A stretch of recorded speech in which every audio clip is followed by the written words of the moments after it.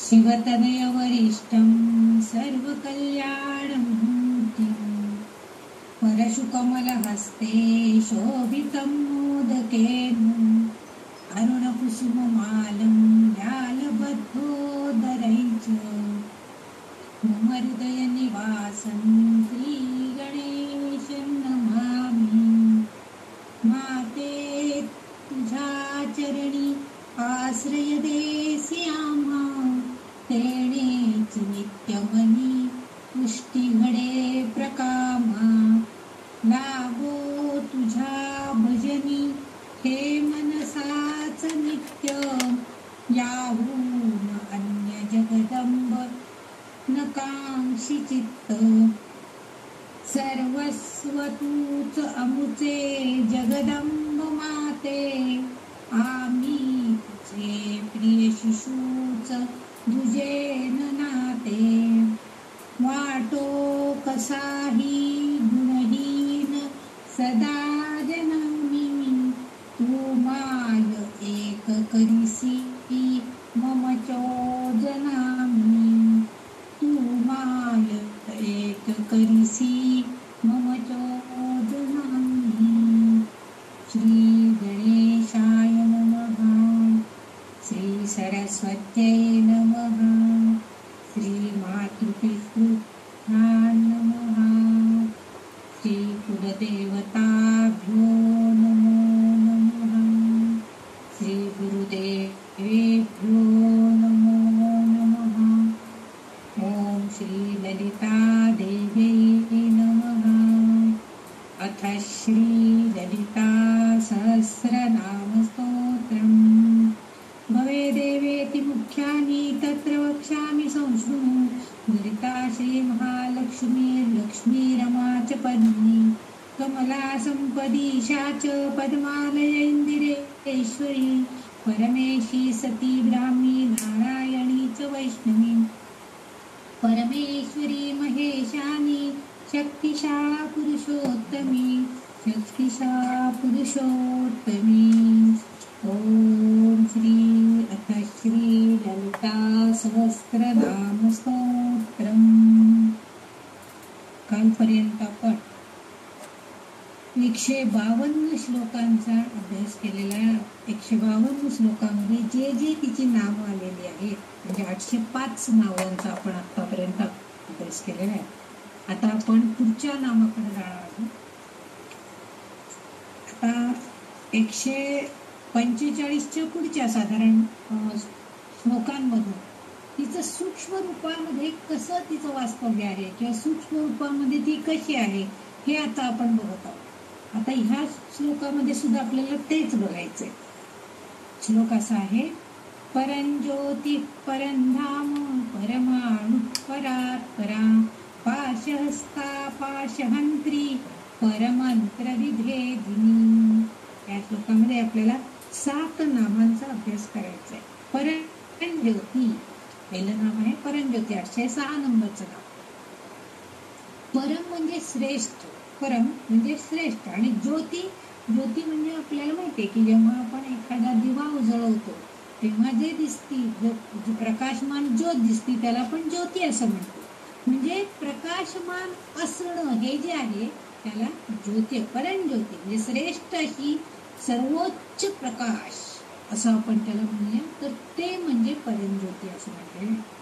आता हा सर्वोच्च प्रकाश कोण आहे तर ब्रह्मा, म्हणजे ब्रह्म ज्ञान किंवा ब्रह्मांडामध्ये ब्रह्माचं जे अस्तित्व आहे तेच म्हणजे सर्वोच्च प्रकाश आहे. कारण ब्रह्म हा स्वयंप्रकाशी आहे आणि परमप्रकाशातील ह्या म्हणजे त्याच्या तेजापासून आपण म्हणू, आपल्याला असं वाटतं की स्वयंप्रकाशी हा सूर्य आहे आणि सूर्याच्या प्रकाशापासून सगळं प्रकाशित होतं, परंतु तसं नाहीये. स्वयंप्रकाशी हा ब्रह्म आहे आणि त्याच्या प्रकाशापासून, त्या सर्वोच्च प्रकाशापासून, त्याच्या तेजापासून सूर्याला प्रकाश मिळतो आणि मग तो प्रकाश मानतो. मग त्या सूर्यामधल्या आकाशगंगेला तो प्रकाशित करतो. म्हणजे सूर्यामध्ये जी आकाशगंगा आहे, अनेक ग्रह तारे वगैरे हे सगळे नंतर प्रकाशित होतात. म्हणजे प्रत्यक्ष सर्वोच्च प्रकाशमान कोण आहे तर ते म्हणजे ब्रह्मा. अनेक उपनिषदांमध्ये या परमप्रकाशाबद्दल सांगितलं गेलेलं आहे. बृहदारण्य हे जे उपनिषद आहे ते असं सांगतं की सर्व प्रकाशांच्या अमर प्रकाशाचे देव दीर्घायुष्यासाठी ध्यान करतात. बघा, म्हणजे हा सर्वोच्च प्रकाश देणारा जो ब्रह्म आहे तर त्याचं ध्यान ह्या इतर जे देव आहेत ते देव सगळे करत असतात. कारण जर तेज नसेल, ही चेतना नसेल तर त्यांना आपलं कार्य व्यवस्थित करता येत नाही. म्हणून सगळे देव सुद्धा अमर प्रकाश म्हणजेच हा ब्रह्माचा जो प्रकाश आहे त्या प्रकाशाचे सगळे देव दीर्घायुष्यासाठी ध्यान करताना आपल्याला दिसतात. देवांना देखील म्हणजे सगळे देव सुद्धा आपल्याला जेव्हा पृथ्वीवरती एखादं म्हणजे आपण म्हणतो की दाय दाय धर्मस्य ग्लानिर्भवति भारत, म्हणजे जेव्हा काहीतरी म्हणजे इष्ट नाही तर विशिष्टपणे असं जेव्हा त्या संसारामध्ये किंवा त्या जगामध्ये वाईट कृत्य घडू लागतात तेव्हाच भगवंत पुन्हा अवतार देतो. हे आपल्या सगळ्यांना माहिती आहे. म्हणजे त्या धर्म नष्ट व्हायला त्याला ग्लानी आली म्हटल्यावरती त्या ग्लानीतून त्याला पुन्हा प्रकाशाकडे नेण्याचं काम कोण करतं तर तो भगवंत करतो, म्हणजे तो परमात्मा करतो. आणि म्हणून म्हणजे त्या खरं तर त्या ब्रह्माला अमरत्व आहे आणि इतर देवांना अमरत्व नाही आहे. म्हणून काही देवांना बघा तुम्ही की काही शाप मिळालेले असतात, मग ते परत पृथ्वीवर येतात, मग पुन्हा ध्यानधारणा करतात आणि मग पुन्हा स्वर्गात गेलेले. अशा कित्येक कथा आपण भागवतामध्ये बघितल्या आहेत, देवी भागवतामध्ये बघितलेले आहेत. तर ही किंवा आता रामायणामध्ये बघितल्या की कित्येक गंधर्व देव त्यांना काही शाप मिळाले होते, त्यामुळे त्यांच्याकडनं त्या कृती घडलेल्या. हे जे आहे तर ह्या सगळ्यासाठी म्हणजे अमरत्व त्यांना प्राप्त व्हायचं असेल तर त्यांना सर्वोच्च प्रकाशाचीच कास धरावी लागते. म्हणजे सर्वोच्च प्रकाश कसा आहे तर त्याचंच त्यांना ध्यानधारणा करावी लागते. म्हणजे ब्रह्मा जेव्हा प्रकाशमान होतो तेव्हा चंद्र सूर्य तारे यांचा तो जेव्हा प्रकाशमान होईल तेव्हा चंद्र सूर्य तारे हे प्रकाशमान असतात, पण त्यांचा प्रकाश त्याच्या पुढे फिका पडलेला असतो. म्हणजे सूर्य प्रकाशलेलाच असतो पण त्याचा ब्रह्माच्या प्रकाशापुढे सर्वोच्च प्रकाशापुढे तो प्रकाश निस्तेज झालेला दिसतो, म्हणजे ते चमकत नाही. यासाठी एक आराधना मंत्र म्हणून यत्र तत्र सूर्यो भाती न चंद्र तारकम नेमा विद्युतो भंती कुतोयम अग्निः तमेव भंता मनुभाति सर्व तस्य भास सर्वमिदं विभाति. म्हणजे त्याच्याच प्रकाशाने सगळं काही प्रकाशित होतं. म्हणजे चंद्र सूर्य हे सुद्धा तारका हे सगळं तो जर असेल तर हे सगळे निस्तेज झालेले असतात, ते प्रकाशमान होत आहे. त्याच्या मागे मात्र सगळं प्रकाशमान आपल्याला दिसतं. नाहीतर अग्नी हे सुद्धा प्रकाशमान असत नाही. ह्यासाठी म्हणजे इथं तो जेव्हा असतो तेव्हा इतर कोणतंही जास्त प्रकाशमान आपल्याला दिसत नाही. हा एक अर्थ अभिप्रेत आहे, कारण तो सर्वोच्च प्रकाशमान म्हणजे परंज्योती आहे, सर्वोच्च प्रकाशमान असा तो ब्रह्म आहे. आता आणखीन एक अर्थ इथं असा अभिप्रेत आहे की जेव्हा एखादी व्यक्ती, आता हे आपण त्या ब्रह्मा म्हणजे भगवंताच्या बाबतीमध्ये आपण हे विचार केला. आता व्यक्ती स्वरूपामध्ये जर आपण विचार करायचा झाला तर एखादी व्यक्ती जेव्हा आध्यात्मिक चेतनेच्या सर्वोच्च स्तरावर बुडून जाते म्हणजे त्याच्यात आपोआपच प्रकाशाचं तेज दिसून येतं, म्हणजेच त्याला आपण आत्मसाक्षात्कार असं म्हणतो. म्हणजे जेव्हा आपले आध्यात्मिक पातळी अभ्यासाची ज्ञानाची जेव्हा वाढते तेव्हा आपोआपच त्या व्यक्तीला आत्मसाक्षात्कार होतो. म्हणजेच काय होतं तर त्या भगवंताचं दर्शन होतं आणि ते दर्शन अर्थातच तेजोमय असतं, प्रकाशमान असतं आणि त्यालाच आपण म्हणजे त्याचं तेज त्याचा प्रकाश हे ती व्यक्ती बघू शकते. आणि म्हणून ती व्यक्ती सुद्धा अर्थातच आपोआप प्रकाशमान झाल्यासारखी दिसते.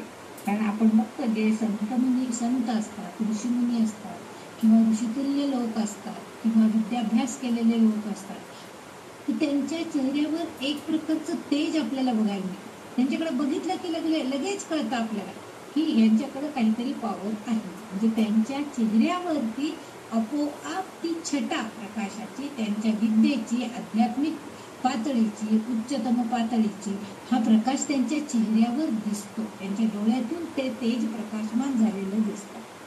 आता ह्याच्यात जप, तप, ध्यान यापेक्षा आपण जेव्हा त्या भगवंताला आपलंसं करून घ्यायचंय, त्याचा प्रकाश आपल्याला जाणून घ्यायचा आहे, त्याच्या कारण आपण भगवद्गीतेमध्ये बघितलं, जेव्हा भगवंतानी विश्वरूप दर्शन अर्जुनाला दाखवलं तेव्हा तो म्हणाला, अरे अरे तुझं हे इतकं जे भव्य रूप आहे की ते भयंकर रूप मला आता बघवत नाही, तर तेज मला सहन होत नाहीये, तू तुझं हे आवर सगळं विश्वरूप दर्शन, हे विराट दर्शन मला नकोय, असं अर्जुनानं त्याला प्रार्थना केली होती. म्हणून इथं सुद्धा ललितांबिका जी आहे त्याकडे हे ते सगळं तेज आहे. पण आपल्याला जर ते मिळवायचं असेल तर त्यासाठी नुसतं जप, तप, ध्यान ह्यापेक्षा सुद्धा आपल्याला मनाची एकाग्रता ही जास्त आवश्यक आहे. म्हणजे आपण मनाने जर ते एकाग्र होऊन मनामध्ये आपल्या जर चांगले विचार आले तर आपलं शरीरही आपोआप प्रकाशमान होते.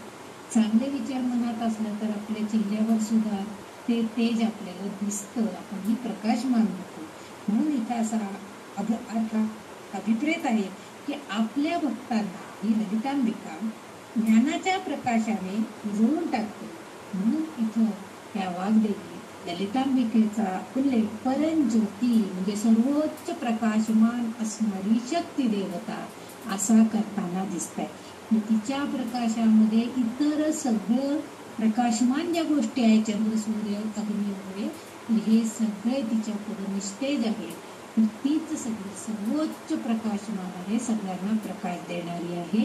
म्हणजे ब्रह्मा स्वरूपामध्ये जेव्हा ब्रह्मा जसा त्याच्या स्वरूपाने सगळ्यांना प्रकाशमान करतो, तसंच ही ललितांबिका, कारण ती ब्रह्मस्वरूपिणी आहे, त्यामुळे तिच्यामध्ये सुद्धा ते गुण आहेत. म्हणून तिला परमज्योती या नावानं या वाग्देवी संबोधताना दिसतात. तुमचं जे नाव आहे 807 नंबरचं ते आहे परमधाम. आता बघा, परम म्हटलं की आपण मगाशी बघितलं की सर्वोच्च, सर्वश्रेष्ठ, उत्कृष्ट असं, श्रेष्ठ असणारं, सर्वोच्च असणारं, उत्कृष्ट असणारं अशी गोष्ट. आणि धाम, धाम म्हणजे आपलं घर किंवा आपलं निवासस्थान. आणि हा ब्रह्म्याचं सुद्धा एक राहण्याचं निवासस्थान आहे. आपल्याला माहिती आहे की आपण नेहमी सांगतो की तो परमात्मा आपल्या अंतस्थ, आपल्या हृदयामध्ये सुद्धा वास करतो. म्हणजे ते त्याचं परमधाम झालं की तो अंतस्थ आहे, आपल्या शरीरामध्ये आहे, आपल्या हृदयामध्ये आहे, म्हणजे ते त्याचं निवासस्थान आहे. म्हणजे सर्वोत्कृष्ट, उत्कृष्ट असं जे निवासस्थान आहे, परमधाम आहे, ते परमधाम खरं तर आपल्यामध्येच आहे. पण आपल्याला ते ओळखता येत नाही, कारण आपण अंतर्मुख होऊन आपण त्याला बघायचा प्रयत्नच करत नाही. मग त्याला कारण का, कोणताही साधक भक्त जो असतो तो आधी त्या परमधामात पोहोचतो. म्हणजे त्या परमधामात पोहोचतो म्हणजे काय, जेव्हा साधक भक्ताची आध्यात्मिक पातळी वाढते, त्याचं आध्यात्मिक ज्ञान मिळतं, त्याला उच्च पातळीवरती तो जेव्हा जातो तेव्हा अंतस्थ असणाऱ्या परमात्म्याला तो जाणतो. म्हणजे तिचं जे घर आहे ते आपल्या हृदयामध्ये आहे, आपल्या शरीरामध्ये आहे, आपल्यामध्ये आहे, याची जाणीव त्याला होते. आणि कारण का, तर तो ब्रह्म हा स्वयंप्रकाशी आहे आणि आपण त्याला मग प्राप्त करून घेऊ शकतो. अग्नी, चंद्र, सूर्य हे प्रकाशमान असले तरी ब्रह्माच्या वरच्या नामामध्ये आपण बघितलंय की ब्रह्माच्या प्रकाशाशिवाय ते स्वयंप्रकाशाला ते प्रकाशित करू शकत नाही. ते स्वतः त्या ब्रह्माला प्रकाशित करू शकत नाही चंद्र, सूर्य, पण ब्रह्मा मात्र त्या चंद्र, सूर्य ताऱ्यांना प्रकाशित करतो. आणि सर्वोच्च धामातून प्रकाश घेऊन काय होतं, आपण परमधामामध्ये आधी जातो, म्हणजे त्या निवासस्थानी घरी पोहोचतो. आणि घरी गेल्यावरती आपण काय करतो, आधी समजा अंधार पडले तर आपण गेल्याबरोबर आधी लाईटचं बटन दाबतो घरामध्ये गेलो. मग काय होतं, सगळं घर उजळून निघतं, म्हणजे उजेड तिथं पडलेला आपल्याला दिसतो. तसं आपल्या मनामध्ये जो अज्ञान अंधकार आहे तो जाण्यासाठी आपण आधी तिला ओळखायला शिकलो पाहिजे, ललितांबिकेला. म्हणजे तिचं ज्ञान करून घ्यायचं, तिचं वास्तव्य हृदयामध्ये आहे त्याची जाणीव आपण करून घ्यायची. म्हणजे तिचं आपल्यामध्ये वास्तव्य आहे ह्याची जाणीव जेव्हा आपल्याला होईल तेव्हा आपण आपोआपच परमज्योतीमध्ये विलीन होणार आहे. म्हणजे आपल्याला तिच्या घरात अगोदर जायला पाहिजे, म्हणजे अंतर्मनामध्ये आपण जायला पाहिजे. मग अंतर्मनामध्ये गेलं की काय होईल, आपल्याला ती आहे याची जाणीव होईल. आणि ती आहे म्हटल्यावर ती प्रकाशमान आहे, स्वयंप्रकाशी आहे. मग तो प्रकाश आपल्याला काय करतो, तर आपल्याला इतर ज्ञान, आपलं जे अज्ञान आहे ते सगळं दूर करून आपल्याला प्रकाशमान करण्याचं काम ही ललितांबिकाच करते. साधक भक्त काय करतोय, तर आपल्या भक्तीनं, ध्यान धारणेनं चेतनेच्या सर्वोच्च स्तरावर आधी जातो. मग अनुभवजन्य विचारांच्या प्रक्रियेद्वारे, म्हणजे त्याला काही अनुभव येतात ध्यान धारणा करताना. म्हणजे आपण सुद्धा बघा, जास्त वेळ जर आपण नाम घेत असलो, आपण डोळे मिटलेले जर असले, तर आपल्या डोळ्यासमोर निळा, गुलाबी, केशरी, मग नंतर पांढरा अशा प्रकारचे प्रकाश आपल्या डोळ्यासमोर यायला लागतो. आणि कधी कधी आपल्या डोळ्यासमोर अगदी काळाकुट्ट, म्हणजे आधी जेव्हा आपण नामस्मरण करायला सुरुवात करतो तेव्हा आपल्या डोळ्यासमोर काळाकुट्ट अंधार असतो, आपल्याला कुठलाही प्रकाश आधी दिसत नसतो. पण जेव्हा आपल्याकडनं ध्यानधारणा केली जाते किंवा तिला ओळखण्याचा प्रयत्न करतो आपण, म्हणजे तिचं नाम मुखामध्ये येतं, त्याद्वारे अंतस्थ असणारी ती ललितांबिका तुम्हाला हळूहळू प्रकाशमान करायला प्रयत्न करते. म्हणजे त्या धामामध्ये आपण कधी पोहोचतो, तिला ओळखतो, तिची जाणीव करून घेतो आणि मग परंज्योती, मग प्रकाशमान होतो. आणि तो प्रकाश अर्थातच आपल्या चेहऱ्यावर दिसतो. त्यामुळं आपण म्हणतो ना, त्या ज्या कोण आल्या होत्या ना आम्हाला ज्ञानेश्वरी सांगायला, त्या इतक्या तेजपुंज होत्या. आता तेजपुंज होत्या म्हणजे काय होतं, तर त्यांनी ज्ञानेश्वर माऊलींना अगदी छान ओळखून घेतलेलं होतं आणि त्यांचं जे लिखाण आहे ज्ञानेश्वरी ते त्यांनी आत्मसात केलेलं होतं. हा त्याचा अर्थ आहे. आणि ते जे त्यांनी जे आत्मसात केलं होतं ते त्यांच्या उजळलेल्या चेहऱ्यावर आपल्याला दिसत होतं. म्हणून आपण म्हणतो की त्या तेजपुंज होत्या, म्हणजे त्या प्रकाशमान होत्या. म्हणजे आधी त्या धामापर्यंत आपल्याला पोहोचायचंय, म्हणजे अंतस्थ असणाऱ्या ललितांबिकेकडे आपण जायचंय, तिला समजून घ्यायचंय, तिची अनुभूती घ्यायची आहे, तिला जाणीव करून घ्यायची आहे आणि मग आपल्याला परंज्योतीकडे जायचं. मग आपण प्रकाशमान होणार, आपल्याला सुद्धा ते तेज मिळणार आहे. म्हणजे परंज्योतीपर्यंत पोहोचणं म्हणजे धाम, म्हणजे तिचं वास करणं, त्यासाठीचं तिचं स्थान, त्याच्या पलीकडे ही परंज्योती आहे. म्हणजे मग नंतर आपण त्याला परंज्योतीपर्यंत पोहोचतो. आणि परंज्योतीपर्यंत पोहोचलो म्हणजेच आपली ध्यान धारणेची उच्च पातळी आपण गाठतो. कुंडलिनी चक्रामध्ये आपण जे बघतो की मुकुटाकार चक्रापर्यंत गेल्यावरती आपण शाश्वत आनंद मिळवतो, सच्चिदानंद आपल्याला प्राप्त होतो आणि तिथंच आपल्याला मुक्ती मिळते, म्हणजे मोक्ष मिळतो. म्हणजे ह्या परमधामामध्ये आधी पाऊल टाकायचे, मग परंज्योतीकडे आपण जातो, मग आपल्याला मुक्तीचा मार्ग सापडतो, म्हणजे शाश्वत आनंद. म्हणजे परमधामात प्राप्त काय होतं, आधी तिचं ज्ञान प्राप्त होतं, मग परंज्योती, मग स्वयंप्रकाशामध्ये आपण जातो, म्हणजे त्या ब्रह्मामध्ये आपलं विलीन होतो. आपण म्हणजे तो भक्त, तो साधक, त्याचे विचार, आचार हे सगळे त्याच्यामध्ये विलीन होतात आणि मग आपोआपच आपण त्या ब्रह्मामध्ये जेव्हा विलीन होतो म्हणजे आपल्याला मुक्ती मिळते आणि मग आपल्याला सुद्धा ते ब्रह्मपद प्राप्त होण्याची स्थिती आपली होते. म्हणजे मानवाची आध्यात्मिक पातळीचं सर्वोच्च स्थान म्हणजे आपण परमधामामधनं परंज्योतीमध्ये जाणे आणि मुक्ती मिळवणे होय. ललितांबिका काय करते, तर आपल्या भक्तांना त्यांच्या साधनेतून ते स्थान प्राप्त व्हावं, ब्रह्मामध्ये विलीन व्हायचं, त्यासाठी ती सहाय्य करते आणि ते तेजोवलय प्रकाश सहन करून तेथे, म्हणजे ते तेजोवलय जे दिसतं आपल्याला, काही काही वेळेला आपल्याला तो प्रकाश सहन सुद्धा होत नाही. आपण म्हणतो ना, इतका जोरात ते प्रखर प्रकाश आला ना, दिसलं ना मला की डोळे आपोआप मिटून गेले, म्हणजे आपल्याला पुढचं काही दिसलं का. पण ते सहन करण्याची ताकद ही ललितांबिका आपल्याला देत असते आणि ती जेव्हा हे देते तेव्हा आपण परंज्योतीपर्यंत पोहोचण्याचा ही मार्ग सुलभ करते. म्हणजे आपल्याला ब्रह्म्यामध्ये विलीन व्हायला, म्हणजे मुक्त करायला, मोक्ष मिळवायला ती आपल्याला मार्ग दाखवत असते. म्हणून वाग्देवी तिला परमधाम म्हणतात. कारण भगवंत देखील गीतेमध्ये हेच सांगतात. भगवंतानी आपल्याला भगवद्गीतेमध्ये सुद्धा हेच सांगण्याचा प्रयत्न केलाय की जो योगी ब्रह्मपदाला पोहोचतात. तेच त्या स्थानापासून परत त्यांना येता येत नाही. म्हणजे ब्रह्मपदाला जे पोहोचतात, ब्रह्म्यामध्ये एकदा विलीन झाल्यावर पुन्हा बाहेर पडता येईल का त्याच्यातनं? तर नाही, ते ब्रह्मपदालाच पोहोचलेले असतात. म्हणजे ते योगी इतकी ध्यानधारणा, इतकी साधना, इतकं ज्ञान त्यांनी प्राप्त केलेलं असतं की त्या ब्रह्मपदापर्यंत ते पोहोचलेले असतात. ते योगी असतात आणि ते योगी जिथं आहेत त्यांना तिथून त्यांना परत येत नाही. ते स्थान म्हणजेच परमधाम आहे, म्हणजे पवित्र असं धाम आहे. 15व्या अध्यायामध्ये 6व्या श्लोकामध्ये भगवंतांनी हे आपल्याला सांगितलेलं आहे. म्हणजे आसक्ती विरहित तो योगी का होतो, तर त्याला कशाची आसक्ती राहत नाही. अध्यात्म ज्ञानामध्ये तो नित्य स्थिर असतो. तोच पुरुष हा अविनाशी पदाला म्हणजे ब्रह्मपदाला प्राप्त होतो. आणि हे ब्रह्मपद म्हणजेच हे ललितांबिकेचं परंज्योती स्थान आहे की जे आपल्याला प्राप्त करून घ्यायचंय. म्हणजेच आपल्याला मोक्ष मिळवायचा आहे, मुक्ती मिळवायची. त्यासाठी ती आपल्याला नक्कीच आपल्या साधनेमध्ये सहाय्यभूत होते आणि मग आपण परमधामातून परंज्योतीपर्यंत पोहोचतो आणि मुक्ती मिळवतो आणि इथं ती सहाय्य करते. वाग्देवता म्हणतायत की ती परमधाम आहे, म्हणजे तिचं पवित्र असं ठिकाण, ब्रह्माचं ठिकाण म्हणजे पवित्र धाम, म्हणून त्याला परमधाम असं म्हटलेलं आहे. पुढचा जो तिचं नाम वाग्देवीने उल्लेखलेलं आहे ते म्हणजे परमाणू. आता बघा, आता जे 2 नावं आपण बघितली त्याच्यामध्ये सर्वोच्च, श्रेष्ठ, उत्कृष्ट अशा अर्थी आहे.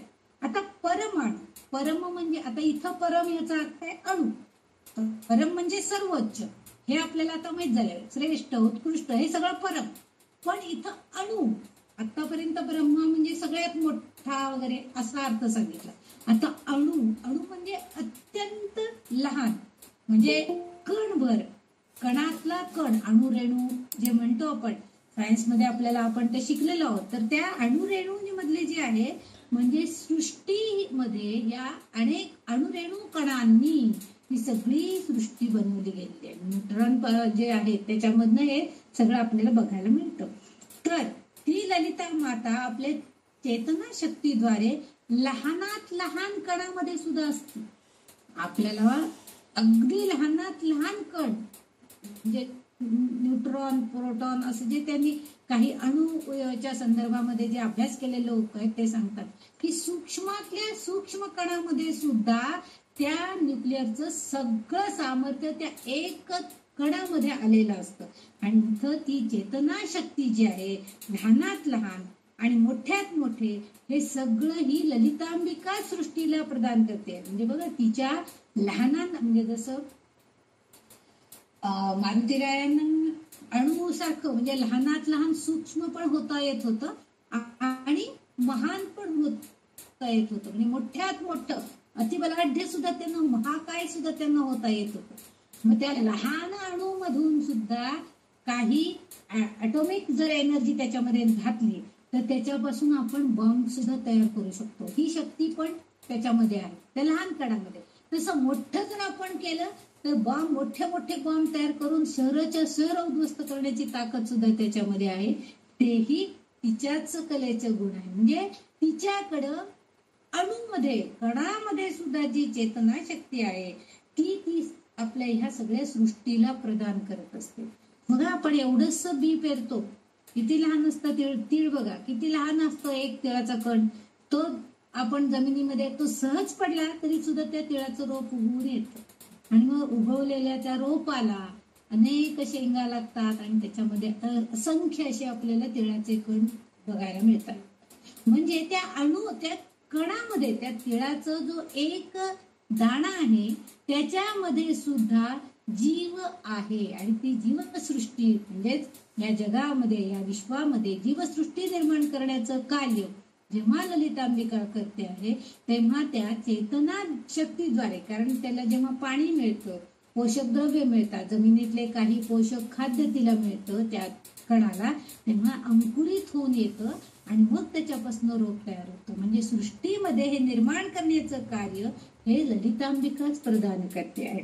म्हणूनच तिने तिची शक्ती प्रेरित असलेल्या सूक्ष्मशा, आता हे सगळं झालं सृष्टीमधल्या निर्मितीमधलं, पण दुसरी गोष्ट अशी आहे की तिचा जो पंचदशी मंत्र आणि षोडशी मंत्र जो आहे त्याच्यामध्ये सुद्धा म्हणजे नुसतंच ती फक्त सृष्टीतील वस्तूंमध्ये, कणांमध्ये, सृष्टीतील जी इतर वस्तू किंवा सजीव सृष्टी ह्याच्यामध्ये ती आहे असं नाहीये.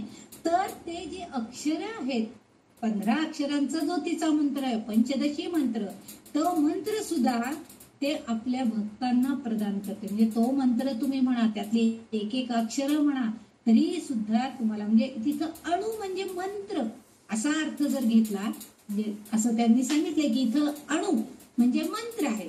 म्हणजे बघा ती ललितांबिकेचं कार्य हे विस्तृत आहे, पण तिचा जो मंत्र आहे तो मंत्र अतिशय लहान आहे, फक्त 15 अक्षर आहेत त्याच्यामध्ये.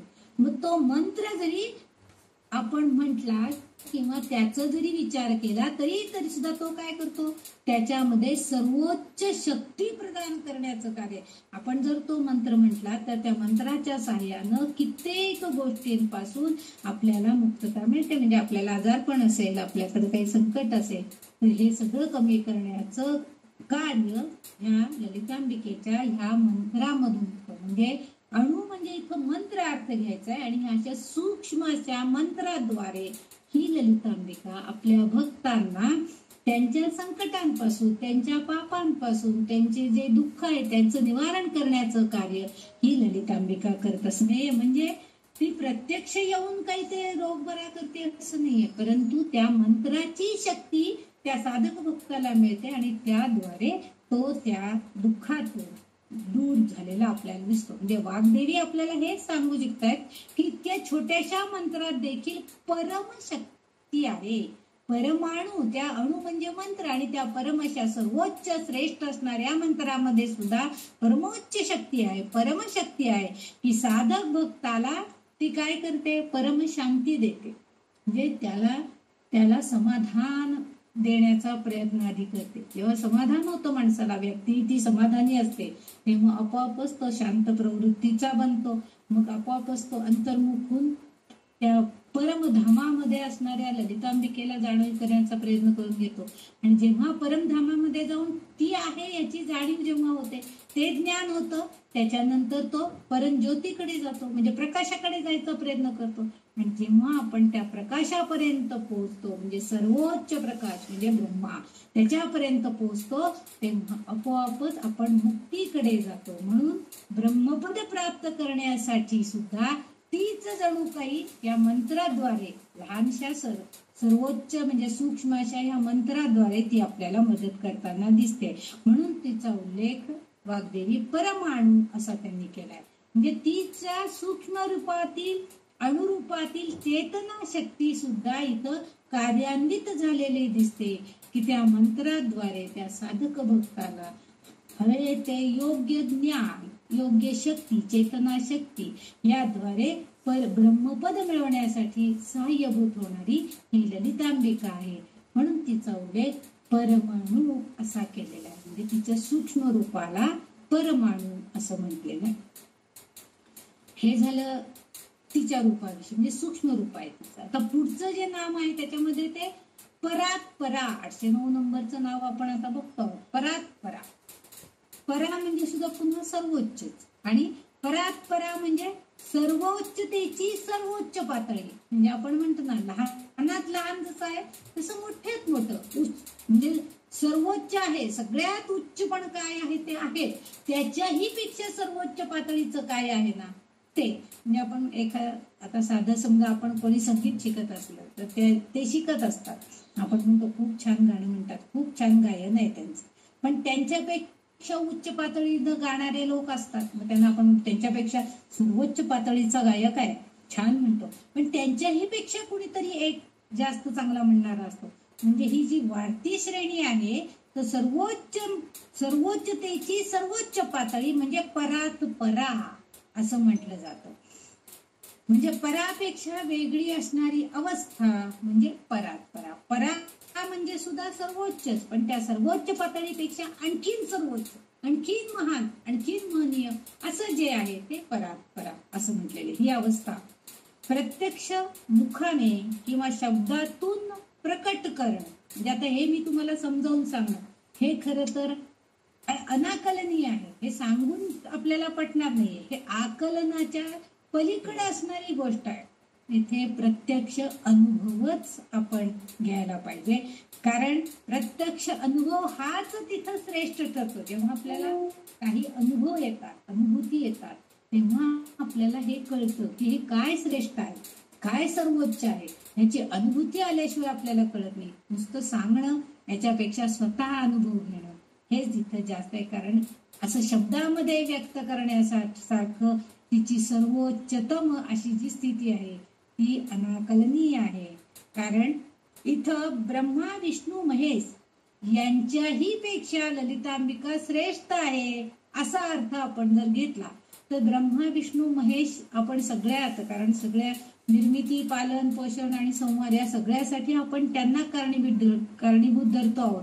पण ह्या सगळ्यापेक्षा सुद्धा ललितांबिका श्रेष्ठ आहे, सर्वोच्चतम आहे असं म्हटलं म्हणजे काय, तर या तिघांचेही सगळे गुण हे एकवटलेले आहेत हे ललितांबिका. कारण ललितांबिकेच्या मागं जे आपण काही नावं बघितलेली आहेत तेव्हा आपण पाहिलेले आहे की ती तुलना करण्याच्या पलीकडे आहे. तिची तुलना दुसऱ्या कशाची होऊ शकत नाही. म्हणजे अतुलनीय अशी शक्ती तिच्याकडे आहे असं आपण म्हणतो. दुसऱ्या कशाचीही तुलना तिच्याशी करता येणं शक्यच नाही. भगवद्गीतेच्या मध्ये 11व्या अध्यायामधल्या 43 श्लोकामध्ये भगवंत स्वतः सांगतात की सत असत, व्यक्त अव्यक्त यांच्या पलीकडे अविनाशी जे तत्व आहे ते म्हणजे भगवंत. म्हणजे ब्रह्मादिकांच्या पेक्षा श्रेष्ठ असा आदिकर्ता हा भगवंतच आहे. त्यामुळे तो जसा वंदनीय आहे तसंच ही ललितांबिका देखील ब्रह्मा विष्णू आणि महेश यांच्यापेक्षा सुद्धा ती श्रेष्ठ आहे. म्हणजेच ती वंदनीय आहे. म्हणजेच तिच्यातील अतुलनीय शक्तीची ती स्वामिनी आहे असं म्हटलं तरी चालेल. म्हणजे तिच्या ह्या गुणांमुळे, तिच्याकडे असणाऱ्या या सामर्थ्यामुळे, तिच्याकडे असणाऱ्या या शक्तीमुळेच ती या जगताचा कारभार चालवू शकते, योग्य प्रकारे चालवू शकते. म्हणून वाग्देवी तिला म्हणतायत की ती परात परा आहे. या सगळ्याच्या पलीकडे ती आहे. सर्वोच्चची अतिसर्वोच्च पातळीमध्ये ती आहे. या सगळ्यांना एकीकडे ठेवलं तर आणि एकीकडे ललितांबिकाला घेतलं तर तिचे गुण आणि ह्या तिघांचे गुण एक सारखे, त्याच्याही पेक्षा काकडभर जास्तच गुण ललितांबिकाकडे आहे.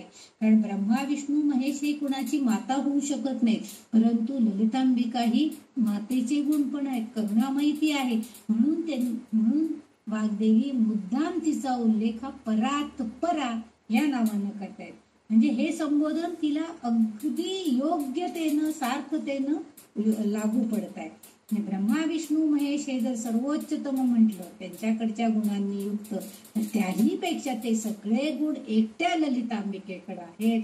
म्हणून वाग्देवींनी तिचा उल्लेख परात परा असा केलेला आपल्याला दिसतो. आणि ही गोष्ट आपल्याला स्वानुभवातूनच जास्त कळते की ती कशा शक्तीची आहे, कसं सामर्थ्य तिच्याकडे आहे, कशी करुणामयी आहे, ती जगन्माता कशी आहे, ती सर्वव्यापी कशी आहे, हे सगळं आपल्याला तिच्या अभ्यासातून किंवा तिला ओळखण्यातून, तिचं ज्ञान प्राप्त करून घेण्यातूनच होते. म्हणून ती परात परा आहे. 810 नंबरच्या नावामध्ये ती पाशहस्ता असा उल्लेख वाग्देवी तिचा करतात. पाशहस्ता म्हणजे तिच्या हातामध्ये पाश म्हणजे फास आहे. फास म्हणतो ना आपण, गळफास लावतात म्हणजे आवळलं जातं. ते एक प्रकारची गाठ असते, ती जर अशी ओढली गेली तर त्या योगे त्या व्यक्तीच्या गळ्याला त्याचा फास बसतो आणि अंत होतो. त्याला आपण फास असं म्हणतो. तर तिच्या हातामध्ये असा फास आहे. म्हणजे तिच्या सगुण रूपाच्या वर्णनामध्ये तिच्या डाव्या हातात इच्छा, वासना, प्रेम यांचा विणलेला पाश आहे. आणि याचं वर्णन आपण मागच्या एका श्लोकामध्ये केलेलं आहे.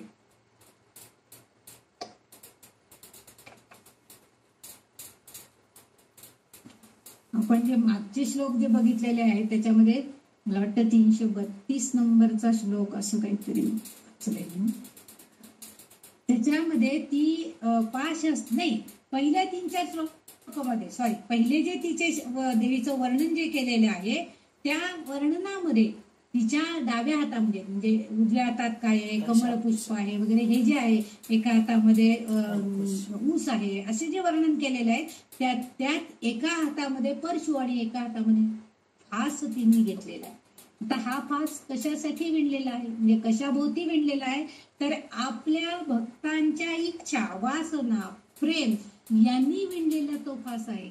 आणि तो फास त्या भक्तांच्याकडे असणारी जी आसक्ती आहे त्या भोवती ती तो फास टाकते आणि त्यांची आसक्ती नष्ट करून टाकते. त्यांच्यामध्ये समजा दुसऱ्याबद्दलचं प्रेम पण वाईट अर्थानं असेल तर त्या प्रेमावरती तो फास टाकते आणि त्यांच्यातली ती प्रेमशक्ती नाहीशी करून टाकते. म्हणजे जर काही वाईट वासना आपल्या मनामध्ये असतील, कामवासना मनामध्ये असतील, तर त्या सगळ्यांभोवती हा फास आपला ती आवळून टाकते. पण हे फक्त आपल्या देहाच्या बाबतीमध्ये शक्य आहे. आपण मानव देहधारी जे भक्त आहोत त्यांच्यासाठी हे शक्य आहे. म्हणजेच आपल्याला जो आत्मा लाभलेला आहे, अंतर्गत असणारा आत्मा, आपण जो म्हणतो की तो आतमध्ये परमात्मा आहे, असं नेहमी आपण उल्लेख केलेला आहे. मग ह्या आत्म्याला ह्या देहाचं बंधन आहे.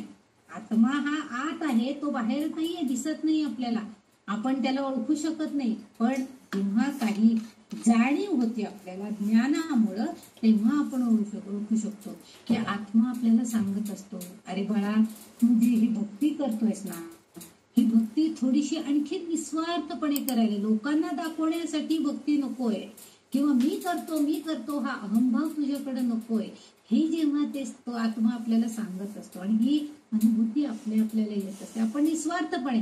म्हणून माझ्या एका श्लोकामध्ये आपण एकांतात तिची भक्ती करायची, एकांतात तिचं पूजन. का तर सगळ्यांना दाखवून, बडेजाव करून आपण जर ती भक्ती केली तर ते तिला आवडत नाही. कारण मला जाणून घ्यायचंय ना, ललितांबिका म्हणते की मला जाणून घ्यायचंय ना, मग तुम्ही कशासाठी एवढा बडेजाव करताय? मी तुमच्या आतमध्येच आहे, तुम्ही फक्त अंतर्मुख होऊन मला समजून घेण्याचा प्रयत्न करा. म्हणून इथं आपल्याला अशी गोष्ट दिसते की हा जो पाश आहे हा देहाशी बांधून ठेवण्यासाठी आहे.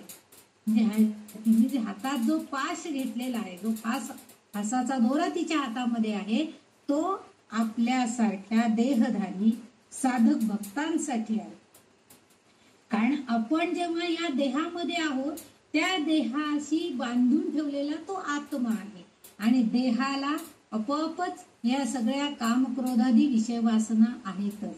आणि म्हणून ललितांबिका त्यावेळेस काय करते की तो फास त्या सगळ्या आपल्या अयोग्य असणाऱ्या, दुष्प्रवृत्ती असणाऱ्या, वाईट वासना असणाऱ्या सगळ्यांच्या भोवती तो पास आवळून टाकते, म्हणजेच आपल्यातून ती नष्ट करते. म्हणून तिच्या हातामध्ये तो फास घेतलेला आहे तिने. आपल्याला असं वाटतं की कसला दोरा नुसता आहे, तो फास कसला, कशासाठी तिच्याकडे फास पाहिजे? म्हणजे ज्या दुष्ट वासना, दुष्ट प्रवृत्ती, दुष्ट कर्म ही जी सगळी आहे, ह्या सगळ्यांभोवती आवळण्याचं कार्य ती त्या फासाद्वारे करताना दिसते. म्हणजे कारण तिला ह्या गोष्टी आवडत नाही.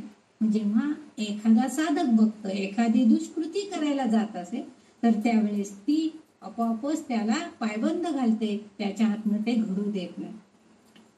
दुसरं आणखीन एक अशा अर्थाने सुद्धा ह्या पाशहस्ता, म्हणजे हातामध्ये असलेला फास, त्याचा अर्थ असाही आपण घेऊ शकतो की आपण काय असतो की आपल्या कर्मबंधनात अडकलेलं असतो. कारण आपण म्हणतो की जे म्हणजे कर्माच्या सिद्धांतानुसार जे आपण केलेले आहेत कृती, त्याच्या सगळ्यानुसार आपलं प्रारब्ध पुढे येणार, आपल्याला ते भोगावं लागणार, ते सुख दुःख सगळं मिळेल. पण कर्मबंधनात अडकलेला दुःखी कोण आहे तर तो आत्मा आहे. आपल्या देहामध्ये तो आहे तेव्हा तो आत्मा दुःखी असतो, कारण तो आपल्या देहामध्ये अडकलेला असतो, आपल्या कर्मबंधनामध्ये अडकलेला असतो आणि त्याला मुक्त करायचंय. मुक्त व्हायचंय म्हणजे कोणाला मुक्त व्हायचंय? आपल्या देहामध्ये आत असणाऱ्या आत्म्याला मुक्त व्हायचं आहे. आणि म्हणून त्या दुःखातून आपली जी कर्मबंधन आहेत, आपण जी काय कृती केलेली आहेत ते सगळं भोगायला लागतं. पर्यायानं त्या आत्म्याला सुद्धा त्याचा त्रास होत असतो. आणि मग ह्याच्यातून मुक्तता करण्यासाठी म्हणून ललितांबिका आपल्याला मदत करते. कारण जोपर्यंत कर्म आहे, म्हणजे जोपर्यंत आपण काम करतोय, जे काही कार्य करतोय आपल्या हातनं, जेव्हा काही कार्य होतंय, कर्म होतंय, तोपर्यंत आत्मा हा रूपात साकार होणे शक्य नाही. म्हणजे जोपर्यंत आपण कर्म करतोय तोपर्यंत तो आत्मा आतच असणार आहे. म्हणजे त्याला मुक्ती मिळणार नाहीये, तो रूपामध्ये साकार होऊ शकत नाही. जेव्हा आपल्याला मुक्तता मिळते तेव्हा तो आत्मा एखाद्या देवादिकांच्या स्वरूपामध्ये, निर्गुण रूपामध्ये आपल्या पुढे साकार होतो आणि आपण त्याच्यामध्ये विलीन होतो, म्हणजेच मुक्त होतो, आपल्याला मोक्ष मिळतो. म्हणून इथं ही ललितांबिका सांगते की तिला असं म्हणायचं की आतमध्ये जो आत्मा आहे त्याला सुद्धा दुःख होतंय. तुमच्या कर्मबंधनांमुळे तो त्याच्यात अडकून पडलेला आहे, पण त्याला मुक्तता हवी आहे. म्हणून वाग्देवी इथं त्यांचं वर्णन करतायत की हातात कर्मबंधनाचा फास घेतलेली अशी ही माता आहे, म्हणून तिचं पाशहस्ता असा उल्लेख या वाग्देवी करताना आपल्याला दिसत आहेत. म्हणजे कर्मबंधनाचा फास म्हणजे कर्माची बंधनं आपल्याला येतात. जन्माला आलेला मनुष्य आहे, मृत्यूपर्यंत जाणारच आहे, आणि जन्मापासून मृत्यूपर्यंत कुठल्या ना कुठल्या म्हणजे जी ज्या घटना घडत असणार आहेत त्या सगळ्या बंधनांमध्ये जसा तो मनुष्य देह अडकतो तसं तो त्याच्या अंतर्गत असणारा आत्मा सुद्धा अडकून बसलेला असतो. त्यामुळे त्यालाही दुःख सोसावी लागतात, त्यालाही सगळी बंधनं पडतात. म्हणजे समजा शुगर आलेली आहे तरी सुद्धा, खरं म्हणजे गोड खायचं नाहीये, पण तरी सुद्धा तो जो देहधारी मनुष्य आहे तो गोड खातो म्हटल्यावरती त्याचा त्रास त्या शरीराला होणार, म्हणजे आत्म्याला सुद्धा होणारच आहे. त्याला ते नको, ह्या सगळ्यातनं मुक्त होण्याचा त्याचा विचार आहे. आणि हे मुक्त करणं ह्याच्यासाठी मदत कार्य आपल्याला ही ललितांबिका करते आहे. आणि त्यासाठी कर्मबंधनाचा फास ती आपल्या भक्ताला ह्या त्याच्या वाईट कृतींना आवडते आणि त्याला मुक्त करण्यासाठी सहाय्य करते, मदत करते. म्हणून तिच्या हातामध्ये हा पाश हस्ता, तिच्या हातामध्ये हा फास आहे असं त्या वाग्देवी वर्णन करून सांगतायत आपल्याला. आणि त्या फासाचा उपयोग आपल्याच साठी म्हणजे कर्मबंधनात अडकणाऱ्या या नरदेहासाठीच आहे की ज्याला मुक्तीकडे जायचंय, मोक्ष मिळवायचा आहे, त्याला मदत करण्याचं कार्य ही ललितांबिका करते आहे. म्हणून तिने तो धारण केलेला आहे. पुढचा जो तिचं नाव आहे ते आहे 811 नंबरचं नाव, त्याच्यामध्ये पाशहंत्री म्हटलेलं. आता पुन्हा तेच, म्हणजे ती फास धारण केलेली आहे, पण कशासाठी फास तिने घेतलाय? हंत्री म्हणजे नाश करण्यासाठी. पाशाचा अर्थ आहे इथं फास कशाचा आहे तर कर्मबंधनांचा, आसक्तीचा हा फास आहे. आणि ह्या फासाचं बंधन तोडून टाकण्यासाठी ललितांबिकेची कृपा दृष्टी आपल्याला पाहिजे. आणि म्हणून ती हंत्री म्हणजे नाश करणारी आहे.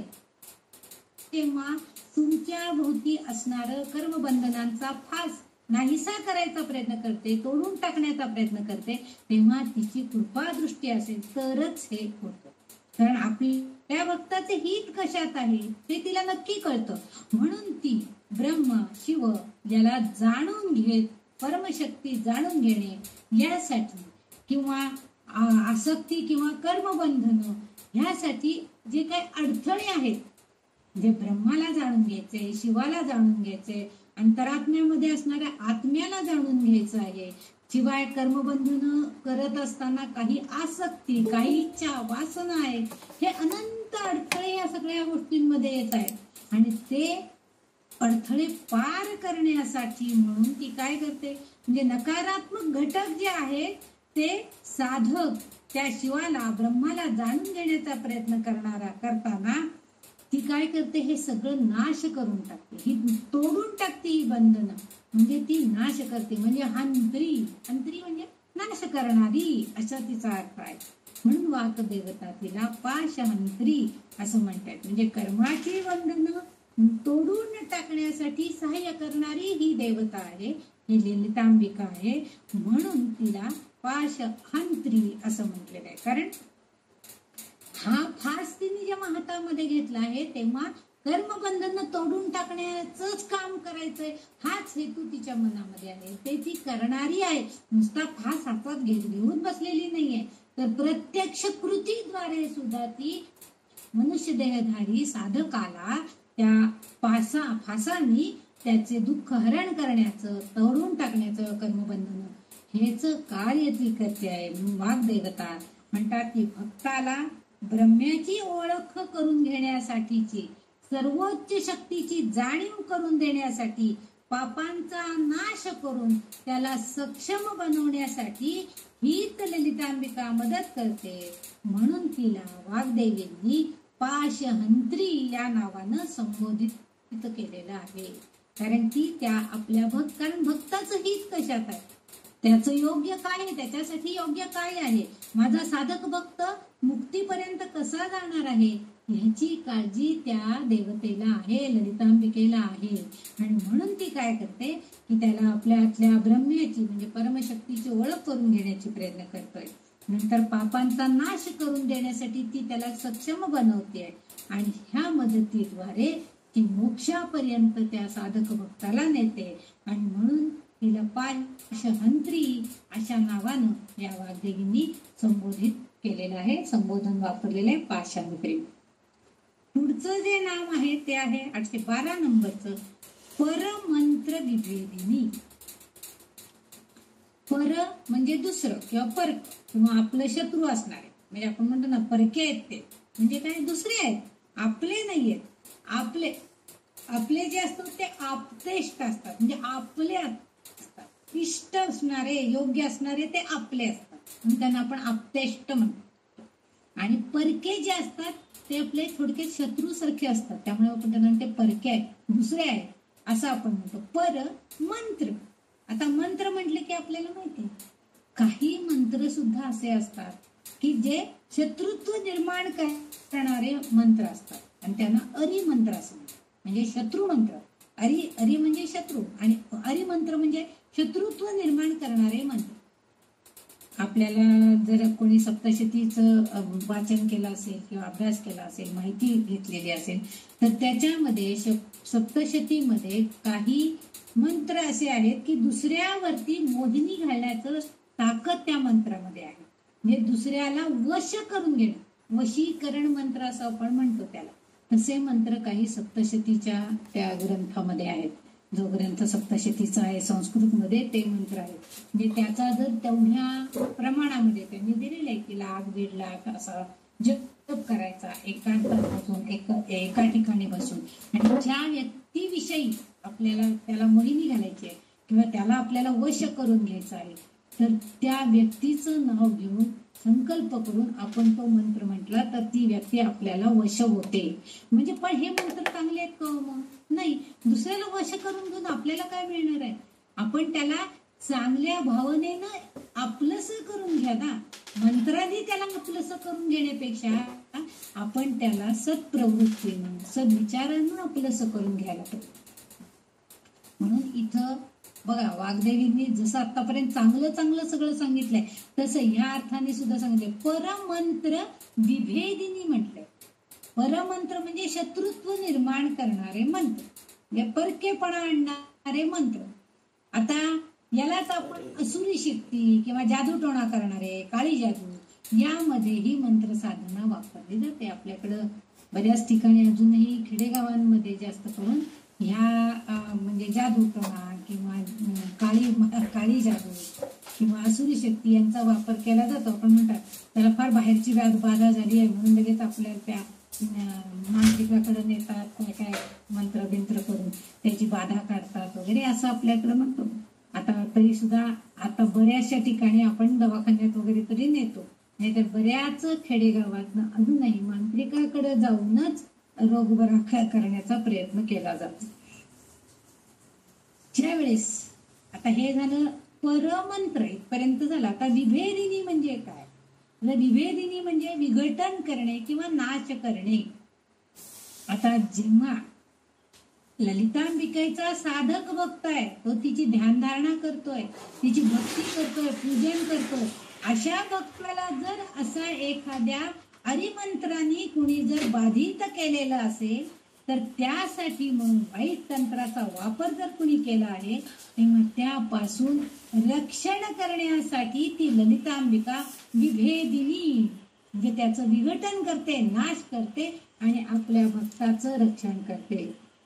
आपण काय म्हणतो, आता ना आम्ही सगळं महाराजांवर सोपवून टाकले, ते आमचं काय भलं करायचंय भुलं करायचंय ते सगळं तेच करते. म्हणजे जरी समजा कोणतीही वाईट शक्ती आमच्याकडे आलेली असेल, आम्हाला त्यांनी बाधित केलेलं असेल, तरी सुद्धा त्याचं निवारण करण्याचं काम आमचे गुरु करतील म्हणून आपण त्यांच्यावरती सगळं सोपून टाकतो किंवा देवावर भरोसा घालून टाकतो आणि मग त्याच्यातनं एखादा चमत्कार त्या बाधेतून तो मनुष्य बरा होतो. म्हणजे तिथं जे आपण म्हणतात ना की अहो काय चमत्कार झाला, डॉक्टरनी सांगितलं होतं, काही खरं नाहीये, 24 तासपर्यंत आम्ही काहीच गॅरंटी सांगू शकत नाही, पण अहो 4 तासातच त्यांना अगदी छान बरं वाटायला लागलं आणि लगेच त्यांनी अगदी बोलायला लागले, हसायला लागले. म्हणजे हा हे काय आहे, हे चमत्कार म्हणतो आपण याला. म्हणजे त्यांच्यावरती अरिष्ट जे आलेलं आहे, म्हणजे त्यावेळेस त्यांना कुठलंही काही यायला नको आहे, अडथळा यायला नको आहे, त्यांच्यावरती कुठलंही दुष्परिणाम व्हायला नको, त्यावेळेस हे घडलेलं होतं. परंतु ललितांबिकेच्या कृपेमुळं किंवा त्या सद्गुरूंच्या कृपेमुळं काय होतं, ती अरिष्ट टळलं जातं आणि आपण त्याला चमत्कार म्हणतो. की डॉक्टरांनी सांगितलं होतं काही खरं नाहीये, 24 तासाची मुदत दिली होती, पण 24 वर्ष झाले त्यानंतर आमचे हे ठणठणीत आहे, असं बऱ्याचशा जणांच्याकडनं आपण ऐकतो. हे असतं म्हणजे काय असतं, तर त्यांच्यावरती अकस्मात एखादा हल्ला झालेला असतो कोणत्या तरी वाईट शक्तीचा. मग आपण त्याला म्हणतो त्यानं कॅन्सर झाला होता, मग ऑपरेशन झालं, म्हणजेच काय झालेलं होतं, तर त्या जे विषाणू आहेत त्यांनी हल्ला केलेला होता शरीरावरती. म्हणजे दुष्प्रवृत्तीचे विषाणू शरीरामध्ये प्रवेश करते झाले होते, पण त्याचं उच्चाटन डॉक्टरांच्या योगानं, म्हणजे काय तर त्या डॉक्टरांनी त्याचं सगळं उच्चाटन करून टाकलं, ऑपरेशन केलं, म्हणजेच ते निर्मूलन केलेलं आहे, नाश केलेला आहे त्याचा, आणि पर्यायानं त्यांना पुढचं आयुष्य प्रदान केलेलं आहे. हेच कार्य, हे जसं होतं तसंच कार्य ललितांबिका करते. म्हणजे माझा भक्त संकटात आहे, त्याच्यावरती गंडांतर आलेलं आहे, तर त्याला त्याच्यापासून वाचवण्याची, त्याचं रक्षण करण्याचं काम हीच ललितांबिका करते. म्हणजे त्या दुष्ट प्रवृत्तीचं, दुष्ट वासनेचं, अरिष्ट जे कोणतं आलेलं आहे त्याचं विघटन करणं, नाश करणं, हे काम ती करते आणि आपल्या भक्ताचं रक्षण करते. या नामाचं आणखीन एक प्रकारे विभाजन करता येतं. म्हणजे आता हे जे नाव आहे परमंत्र विभेदिनी, याच्यामध्ये आपण पर, मंत्र आणि विभेदिनी अशा 3 अक्षरामध्ये आपण त्याचं विभाजन म्हणजे फोड केली आणि त्या तिन्ही शब्दांचे अर्थ बघून ललितांबिका ते अशा म्हणजे मंत्रांचा परिणाम नष्ट करते अशा अर्थाने आपण त्याचा अभ्यास केला, माहिती करून घेतली. पण आणखीन एक वेगळ्या प्रकारे सुद्धा ह्या मंत्राचा म्हणजे ह्या शब्दाचा फोड करता येतो. त्याच्यामध्ये परा अधिक मंत्र अधिक अवी आणि भेदिनी असं 4 अक्षरांमध्ये वेगवेगळ्या प्रकारे त्याची फोड करता येते. परा म्हणजे त्याच्यातला मुख्य पदार्थ, म्हणजे सर्वश्रेष्ठ गोष्ट आहे परा. इथं परा, इथं पर म्हटलंय, इथं परा म्हटलेले, परा मंत्र विभेदिनी म्हणजे जी गोष्ट आहे ती सर्वश्रेष्ठ आहे. मंत्र म्हणजे मंत्र जप करणारे भक्त साधक. आणि इथं अवी असा शब्द आलेला, अवी म्हणजे पाप, आणि भेदिनी म्हणजे नाश करणारी, विनाश करणारी, असा 4 अक्षरांमध्ये आहे. लिंग पुराणामध्ये त्याचा असा उल्लेख आहे की अविमुक्त म्हणजे पाप नष्ट करणारी, पापापासून म्हणजे दूर नेणारी, पापापासून विमुक्त करणारी असं जे ठिकाण आहे. म्हणजे तिथं त्याला 2 नद्यांच्या नावावर लिंग पुराणामध्ये असा उल्लेख आहे की आपण हे म्हणतो की काशी वाराणसी किंवा प्रयागराजला आता सगळेजण जाऊन आले, सगळी पाप धुवून आली, म्हणजे नवे पाप करायला मोकळे झाले, असं हसत हसत सगळेजण म्हणत असतात. म्हणजे काय, प्रयागराजच्या त्या संगमावरती स्नान केल्यामुळे सगळं पाप क्षालन झालेलं आहे, नष्ट झालेलं आहे, आपण शुद्ध झालेलं आहोत. आपलं शरीर शुद्धीकरण त्या पाण्यानं झालेलं आहे, पण मन शुद्धीकरण होणं जास्त गरजेचं आहे. मनाची शुद्धता आपल्याला व्हायला पाहिजे आणि म्हणून तसं इथं म्हणजे हा अर्थ शब्दशः अर्थ त्यांनी असा केलेला आहे. अवी म्हणजे पाप आणि मंत्र जे आहे इथं मंत्र म्हणजे मंत्र जप करणारे साधक. हे साधक भक्त जेव्हा वाराणसी किंवा वारण आणि असी अशा 2 नद्या ज्या आहेत त्या नद्यांच्या संगमावरती म्हणजे त्याला वाराणसी आजचं बनारस किंवा काशी आपण त्याला म्हणतो, या पवित्र ठिकाणी त्या नदीच्या पाण्यामध्ये जेव्हा जातात त्या नदीच्या पाण्यात त्यांनी जर कोणी स्नान केलं तर पाप नाश होतो, पापापासून मुक्तता मिळते, म्हणजेच भेदिनी करते म्हणजे विनाश करतो. म्हणजे येथे आता इथं जो मंत्र म्हटलेला आहे त्यांनी तो मंत्र कोणता आहे?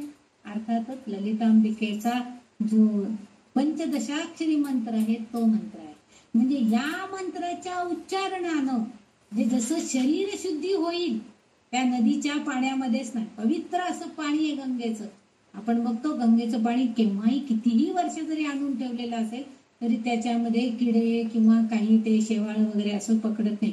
स्वच्छ बाटलीमध्ये पाणी असतं. 10-10, 15-15, 20-20 वर्ष झाली तरी सुद्धा. इतर पाणी नदीचं पाणी तुम्ही आणून ठेवून बघा त्याच्यामध्ये लगेच काहीतरी हिरवं शेवाळ पकडायला लागतं, बारीक कृमी व्हायला लागतात. गंगेच्या पाण्यामध्ये तसं नाहीये आणि म्हणूनच गंगेच्या पाण्याला जास्त महत्व. आता परवाच्या त्या प्रयागराजच्या जेव्हा कुंभ झालं त्यावेळेस त्या कुंभामध्ये बऱ्याच शास्त्रज्ञांनी त्या पाण्याचं विघटन करून बराचसा अभ्यास केला आणि त्यांनी सुद्धा मान्य केले की ह्या पाण्यामध्ये श्रेष्ठतम गुण आहे,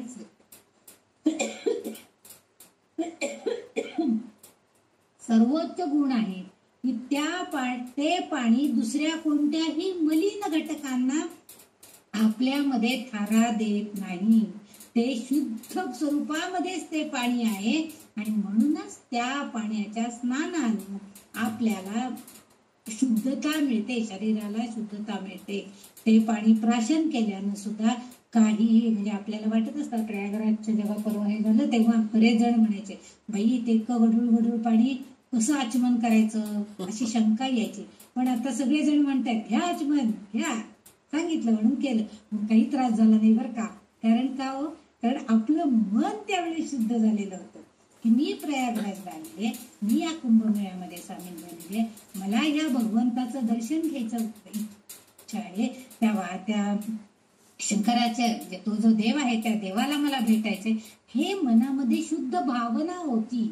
म्हणून नाहीतर कायम उकळतं पाणी पिणारे किंवा बिस्लरीचं पाणी पिणारे लोक सुद्धा आचमन केल्यावर त्यांना काही त्रास झालेला नाही. त्याला कारणच आहे, पाणी तर शुद्ध आहेच आहे, त्याबद्दल वादच नाहीये.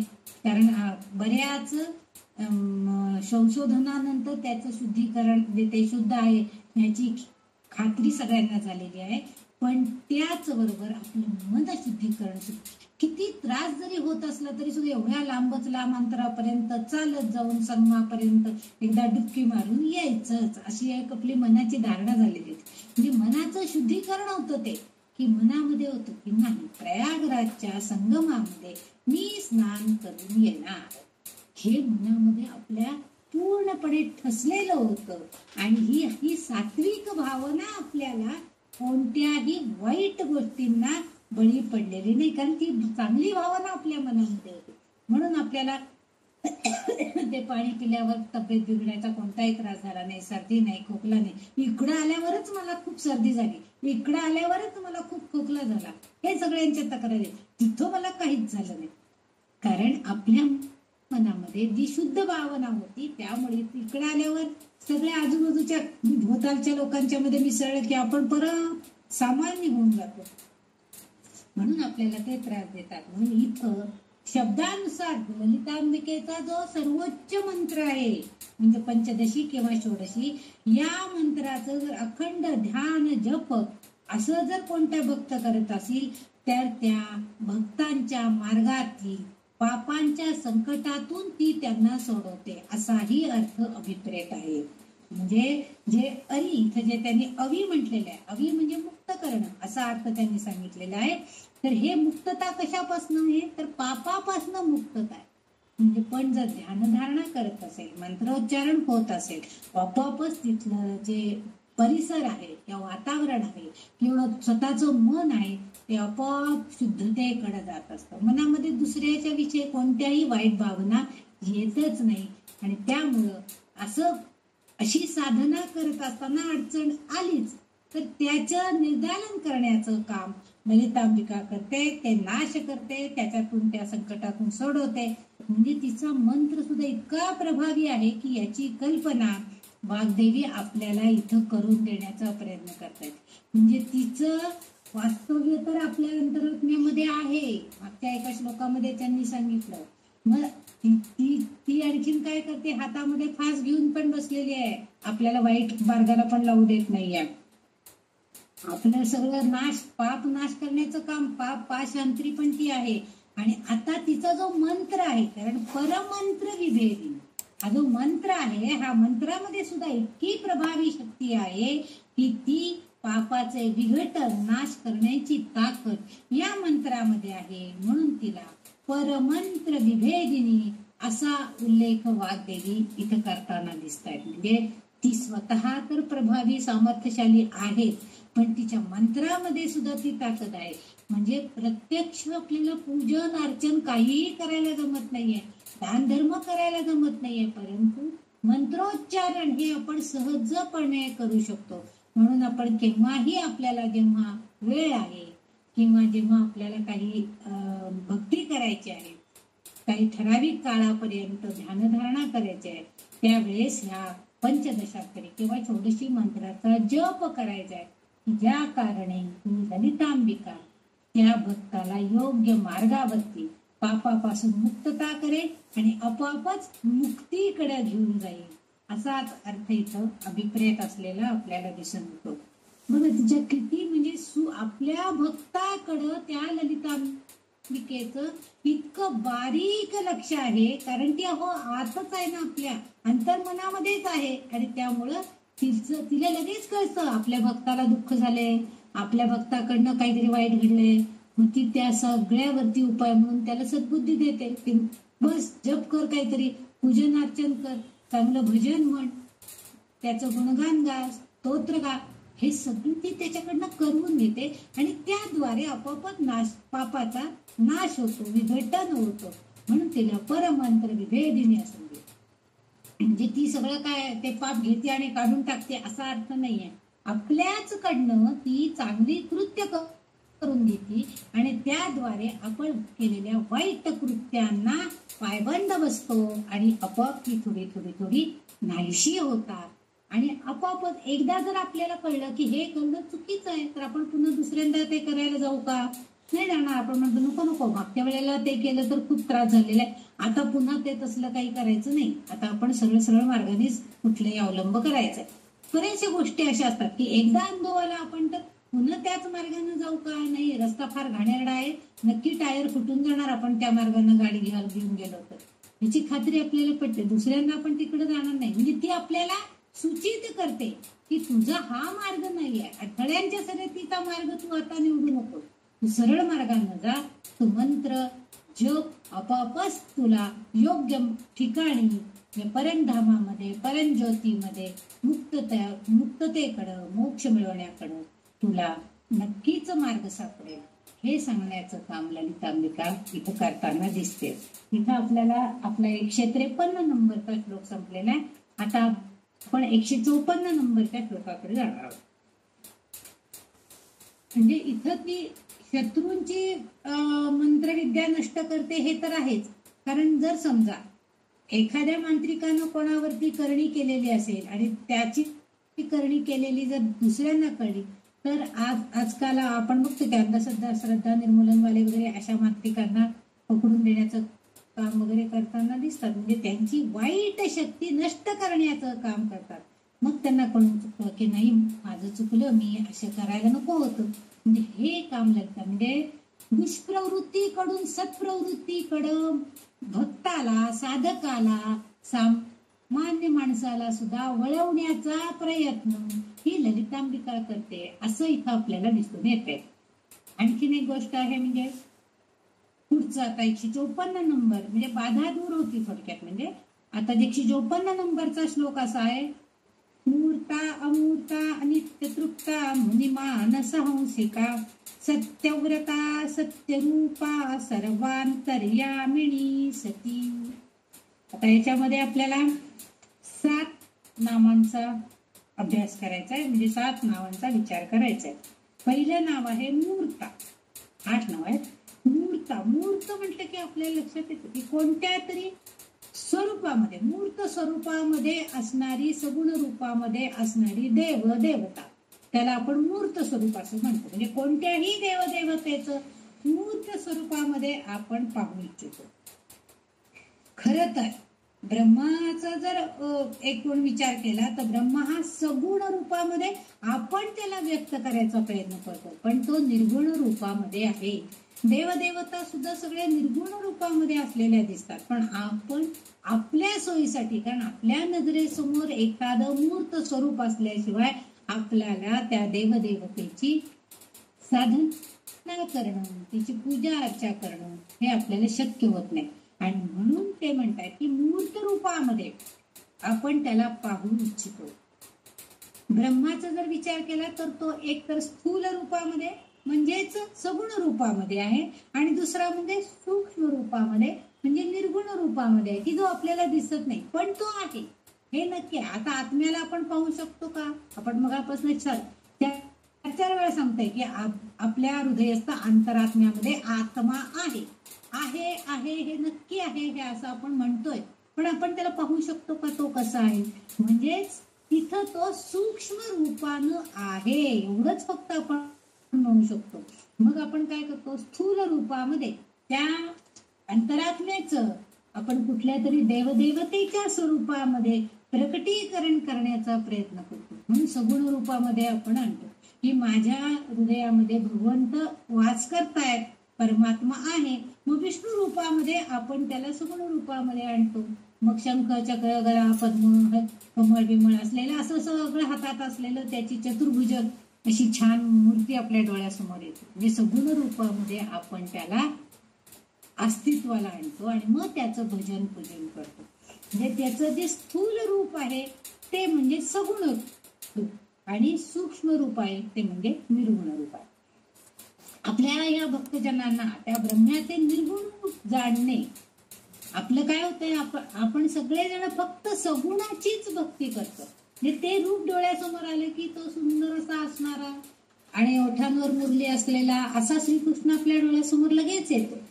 पण त्याचं जे निर्गुण रूप आहे, सूक्ष्म रूप जे आहे ते आपल्याला जाणून घेतोय, पण ते आपल्याला जाणून घेण्यासाठी आपल्याकडं अज्ञान आहे, आपल्याला ज्ञान नाही आहे.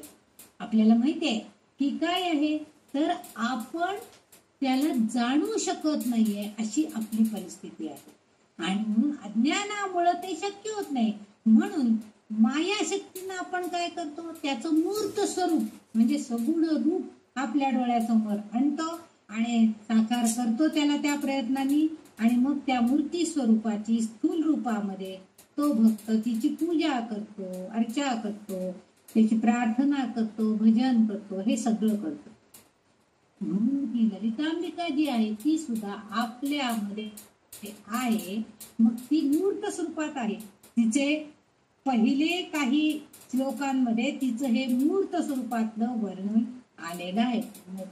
मूळ जे रूप आलेलं आहे तिचं, त्या स्वरूपामध्ये तिचं वर्णन केलं गेलेलं आहे. पहिले जे श्लोकांचा आपण अर्थ बघितला तर ती कशी आहे, हातामध्ये ऊस घेतलेली आहे, नंतर कमळ हातामध्ये धरलेले आहे, असे तिचे म्हणजे हजारो सूर्याचं तेज तिच्याकडे आहे.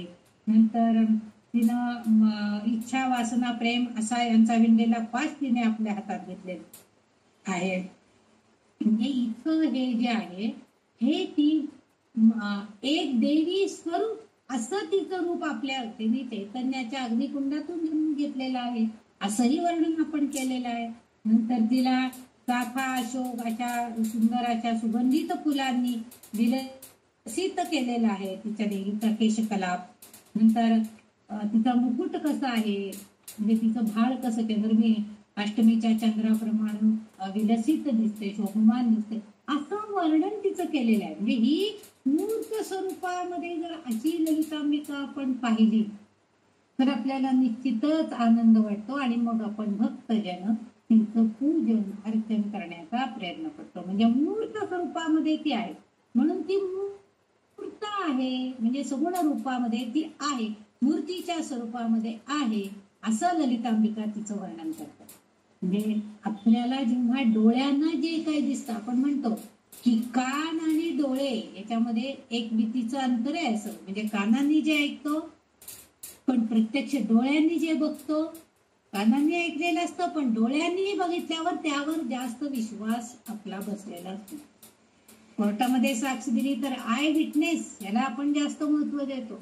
नुसतं कानाने मी ऐकलं त्यांनी बोलत होते असं, त्याच्यावर कुणीही विश्वास ठेवत नाही. प्रत्यक्ष डोळ्यांनी बघितलं की विश्वास ठेवतो. आणि म्हणून आपल्या डोळ्यांना जे दिसतं त्याच्यावर आपला विश्वास असतो. म्हणून सगुण रूपामधल्या तिच्या मूर्तीला आपण जास्त भजतो किंवा तिच्या जास्त जवळ जातो, तिच्या सानिध्यात जातो आणि उपासना करायला लागतो तिची. म्हणून या वाग्देवी तिचा उल्लेख मूर्ता, आता हा एक प्रकार झाला. म्हणजे मूर्त स्वरूपामध्ये ती आहे सगुण रूपामध्ये. दुसरा आहे अमूर्ता. 814 नंबरच्या नामामध्ये ती अमूर्त आहे. म्हणजे जशी ती सगुण साकार रूपामध्ये प्रगट झालेली आहे तशी ती अमूर्त स्वरूपामध्ये निर्गुण निराकार स्वरूपामध्ये आहे.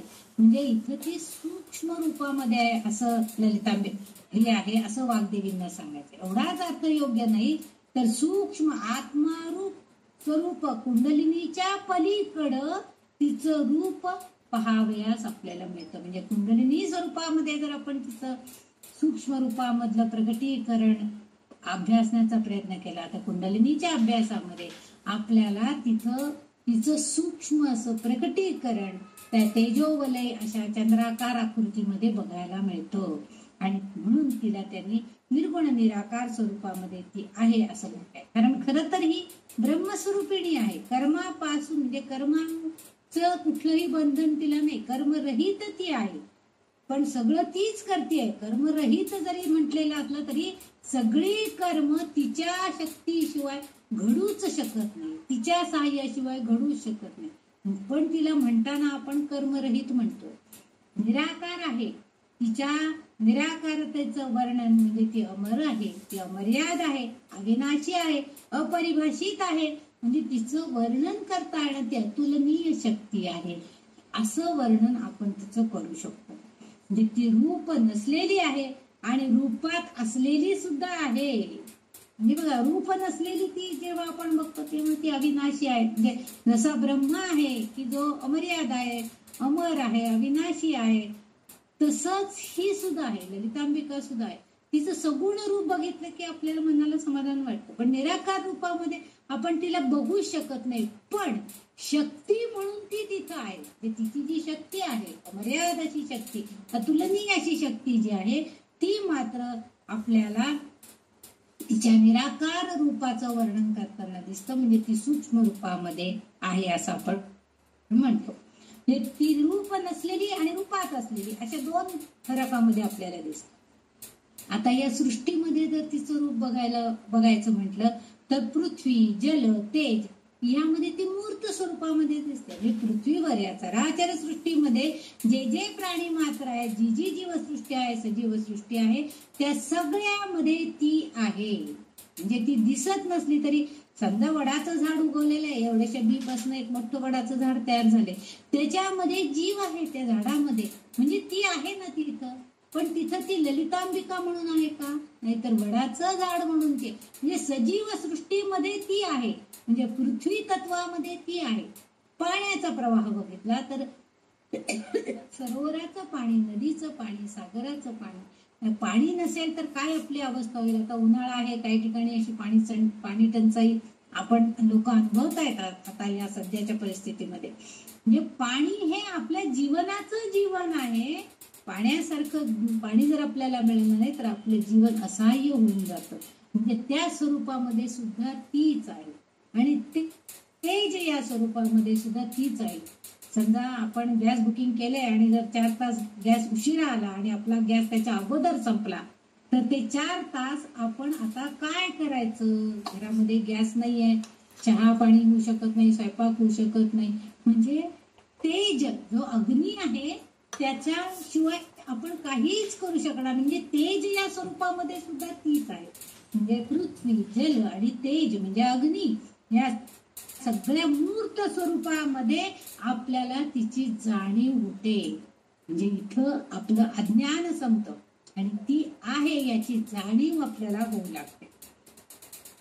म्हणजे अमूर्त स्वरूप, आकाश आणि वायू, हवा आपल्याला दिसती का? आपण म्हणतो वारा आला की हलतं फक्त, म्हणजे झाडं किंवा झाडांची पानं किंवा घरा खिडक्यांना लावलेले पडदे हलतात, किंवा पंखा लावला की पंख्याची पाती हलतात, म्हणजे हवा येते असं आपण म्हणतो. वारा येतो, वायू आहे तिथे, पण प्रत्यक्ष डोळ्यांना पकडून हा दाखवता येतो का हा वायू आहे म्हणून?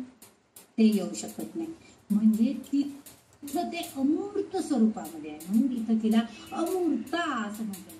म्हणजे स्थूल रूपामध्ये जेव्हा आहे तेव्हा ती मूर्त आहे, आणि अमूर्त रूपामध्ये जेव्हा आहे तेव्हा ती काही ठिकाणी स्थूल रूपामध्येच आहे, म्हणजे पृथ्वीमध्ये आहे, पाण्यामध्ये आहे, अग्नीमध्ये आहे, पण काही ठिकाणी ती अमूर्त रूपामध्ये, म्हणजे तिचं रूप साकार होऊ शकत नाही, पण ती आहे. आकाशामध्ये, वायूमध्ये ती आहे, तिचं अस्तित्व आपल्याला कळतं, पण आपण ते प्रत्यक्ष जाणून दाखवू शकत नाहीये. विष्णू सहस्रनामामध्ये हेच आपल्याला भगवंत सांगतायत की मी जन्म आणि मृत्यू रहित आहे, म्हणजे मला जन्मही नाहीये आणि मृत्यूही रहित नाहीये, पण सर्व प्राणी मात्रांचा स्वामी मात्र मी आहे.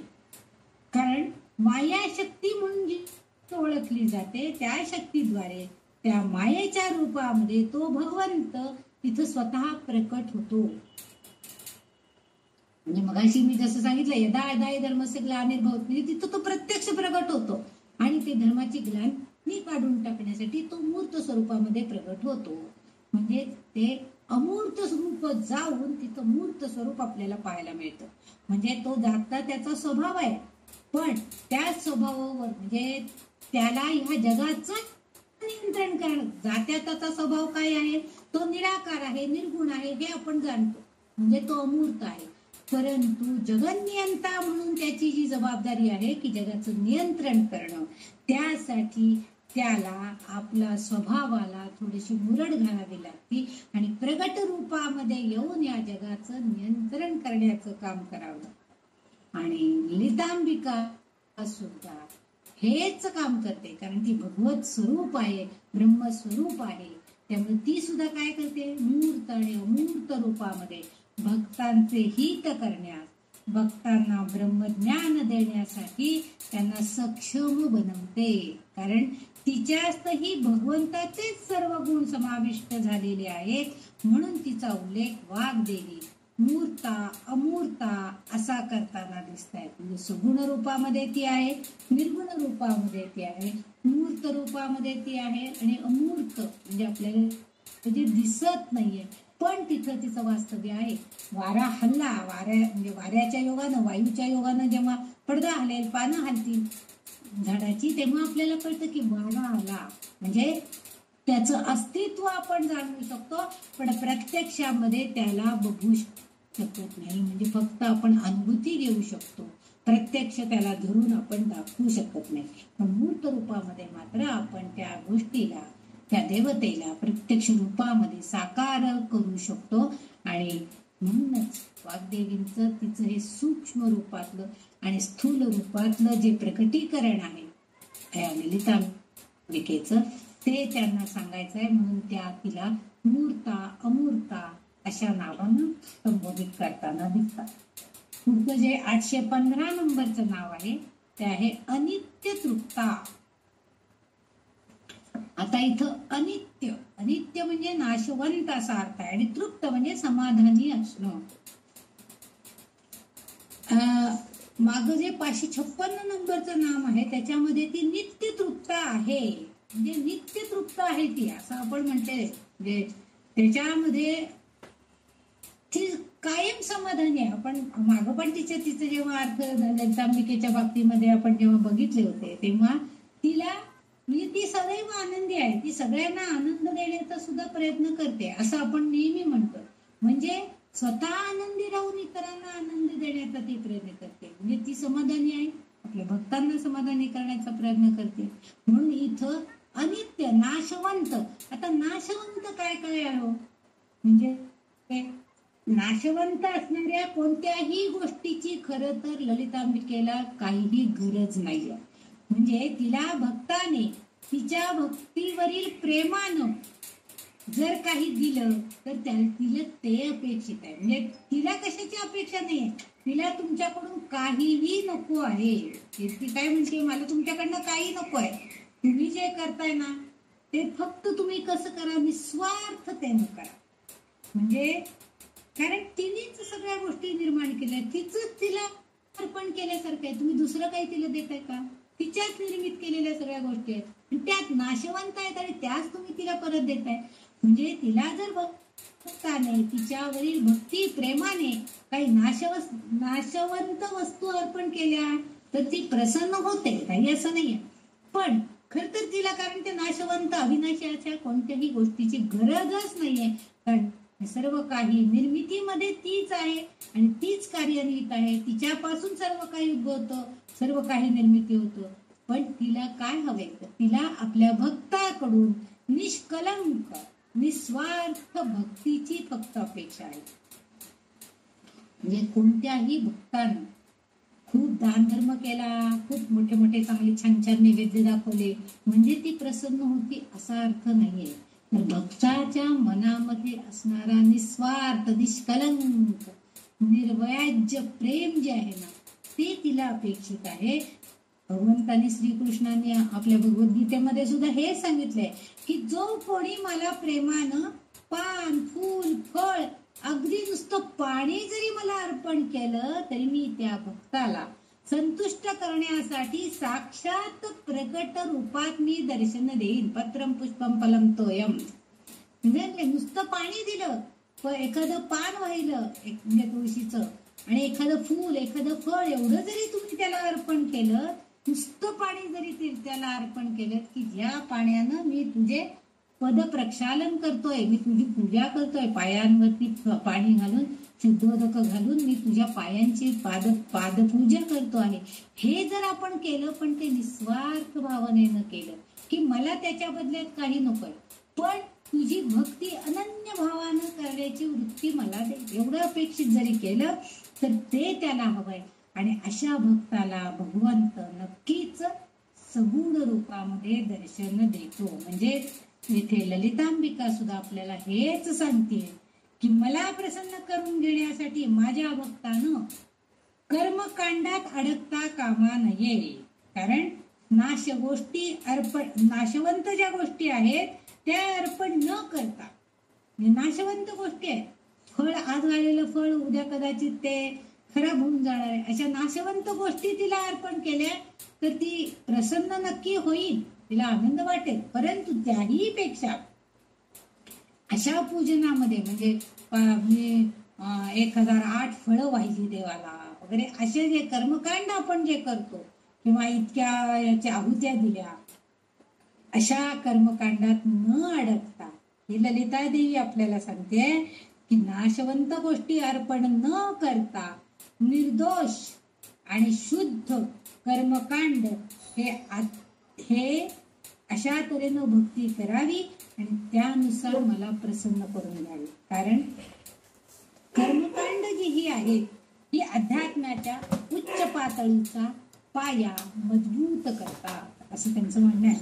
पण ध्यानात जर आपण ध्यान जर केलं तर त्याचं लवकर संक्रमण होणं गरजेचं आहे.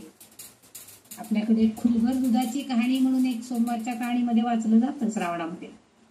म्हणजे कर्मकांड म्हणून राजानं सगळे घरातले सगळे उपाशी आणि ते दूध त्या मंदिरामध्ये साठवलं, गाभारा भरून टाकला दुधाने, पण तरीही गाभारा भरून म्हातारीनं मात्र आपल्या घरातल्या सगळ्या लहानग्यांना किंवा गाय वासरांना, म्हणजे वासराला सुद्धा दूध पाजलं, लहानग्यांना दूध पाजलं, देवाची छान पूजा केली. आपल्या घरातल्या सगळ्या समजा कोणी बरोबर स्त्री असेल तर तिलाही दूध प्यायला दिलं, बाळंतीला दूध प्यायला दिलं, घरातल्या सगळ्या घेऊन गाईला खुलभर दूध म्हटलंय. म्हणजे छोट्याशा गडूमध्ये तिने दूध घेऊन ती त्या अर्पण करायला घेऊन गेली आणि तेवढं अर्पण केल्यावर तो गाभारा दुधानं भरला. ह्याचा अर्थ की तिने जे अर्पण केलेलं होतं भगवंतासाठी, त्या शंकरासाठी, तर ते कसं होतं, निर्व्याज होतं. तिला त्याच्यातनं काही अपेक्षा नव्हती, कारण तिने आधीच सगळ्यांना संतुष्ट केलेलं होतं आणि त्यामुळं त्या देवाचा गाभारा दुधाने भरून गेला. इथं तेच म्हणजे कर्मकांडामध्ये न अडकता तुम्ही निर्दोष मन, सदोष मनानं काही करू नका. निर्दोष मनानं म्हणजे आपलं काही स्वार्थ न ठेवा, निस्वार्थ मनानं, शुद्ध मनानं आपण भक्ती करायला पाहिजे. कारण जर आपण कर्मकांड करत बसलो, म्हणजे सोळ्यानं देवपूजा करायची, हे खायचं नाही, ते खायचं नाही, पूजा होईपर्यंत उपाशी राहायचं, एखाद्या दिवशी 2 वाजेपर्यंत काहीच नाही खायला मिळालं तर मग पोटात आग उसळती, आपल्याला शुगर असती, मग ती शुगर लेवल वाढती, म्हणजे आपल्या शरीरावरती अपरिमित हानी होती. हे सगळं म्हणजे अशा कर्मकांडात न अडकता तर अध्यात्माच्या उच्च पातळीचा पाया म्हणजे कर्मकांड लोक का करतात की आम्ही अध्यात्मामध्ये आमची लेवल वाढलेली आहे, आमची पातळी वाढलेली आहे, आमचा अभ्यास अध्यात्माचा वाढलेला आहे असं त्यांना वाटत असतं. परंतु अध्यात्माचा पाया मजबूत करायचा असेल तर त्यासाठी आपण ध्यान धारणा करणं, नामस्मरण करणं हे जास्त. कारण ध्यान जर केलं तर आपोआपच त्याचं संक्रमण म्हणजे ध्यानामध्ये सतत नामोच्चारण होत राहतं आणि त्यामुळे संक्रमण लगेच होतं. आणि इथं वाग्देवी हेच सांगताय की ही ललितांबिका काय करते की ही श्रीदेवी आपल्या उपासक भक्तांच्या क्षणभंगूर उपचारांनी सुद्धा संतुष्ट होते. म्हणजे त्यांनी थोडं जरी ध्यानधारणा मनापासून केली. आता आताच्या धकाधकीच्या जीवनामध्ये देवापुढं असं तासन तास 2-2 तास उभं राहून किंवा देवापुढं बसून एवढी ध्यानधारणा करणं शक्य होत नाही.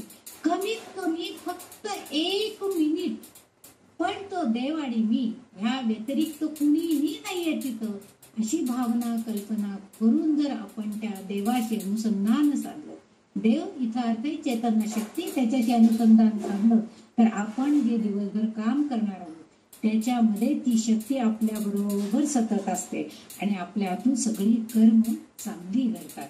म्हणून इथं वाग्देवी हाच प्रयत्न करतायत की उपासक भक्तांना ही देवी सांगते की तुमच्या क्षणभरच्या उपचारांनी सुद्धा, तुमच्या उपासनेनी मी संतुष्ट होणार आहे. कारण भक्ती मानमे प्रियो नरहा, म्हणजे भक्ती प्रिय आहे तिला, तुमचं कर्मकांड तिला प्रिय नाही. पुन्हा पुन्हा ती साधक भक्ताला याची जाणीव करून देते की त्या कर्मातून जे कर्म त्याच्या वाटेला आलेलं आहे ते कर्मही त्यांनी प्रामाणिकपणेच केलं पाहिजे आणि त्या कर्मातून त्याची सुटका करण्यासाठी ती मदत करते. पण याचा अर्थ कर्म करायचं म्हणजे त्याच्यातच घडून जायचं, त्याच्यातच बुडून जायचं आणि जास्तीत जास्त पैसा कसा मला मिळेल, सुख कसं मला मिळेल ह्याचाच विचार करायचा असं न करता त्याच वेळेला ध्यानधारणा करून तिची उपासना करणं, तिचे नामोच्चारण करणं, ह्या गोष्टी घडायला पाहिजे.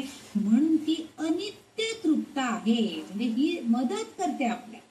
म्हणून ती नेहमी काय करते तर समाधानामध्ये ती स्वतः आहे आणि ती सदैव तृप्त आहे आणि या सामर्थ्यांची आहे. म्हणून ती नाशवंत गोष्टीमध्ये ती समाधानी तृप्त आहेच. तिला जे काय अर्पण केलं तर ती प्रसन्न होते, परंतु त्याही पलीकडे ती समाधानी आहे आणि म्हणून ती भक्ती मार्गाला आपल्या साधकाला लावण्याचं काम, त्याचं मार्गदर्शन करण्याचं काम ही करते. म्हणून वाग्देवी तिचा उल्लेख अनित्य तृप्ता असं करताना दिसत आहेत. म्हणजे समाधानी असणारी ललितांबिका आपल्या भक्तांना योग्य मार्गाला कसं भक्तीला लावायचं यासाठी ती मार्गदर्शन करते. म्हणून तिचं नाव अनित्य तृप्ता, म्हणजे नाशवंत गोष्टी जरी दिल्या तरी ती प्रसन्न होणार आहे, परंतु तिला तशा नाशवंत गोष्टी नकोय.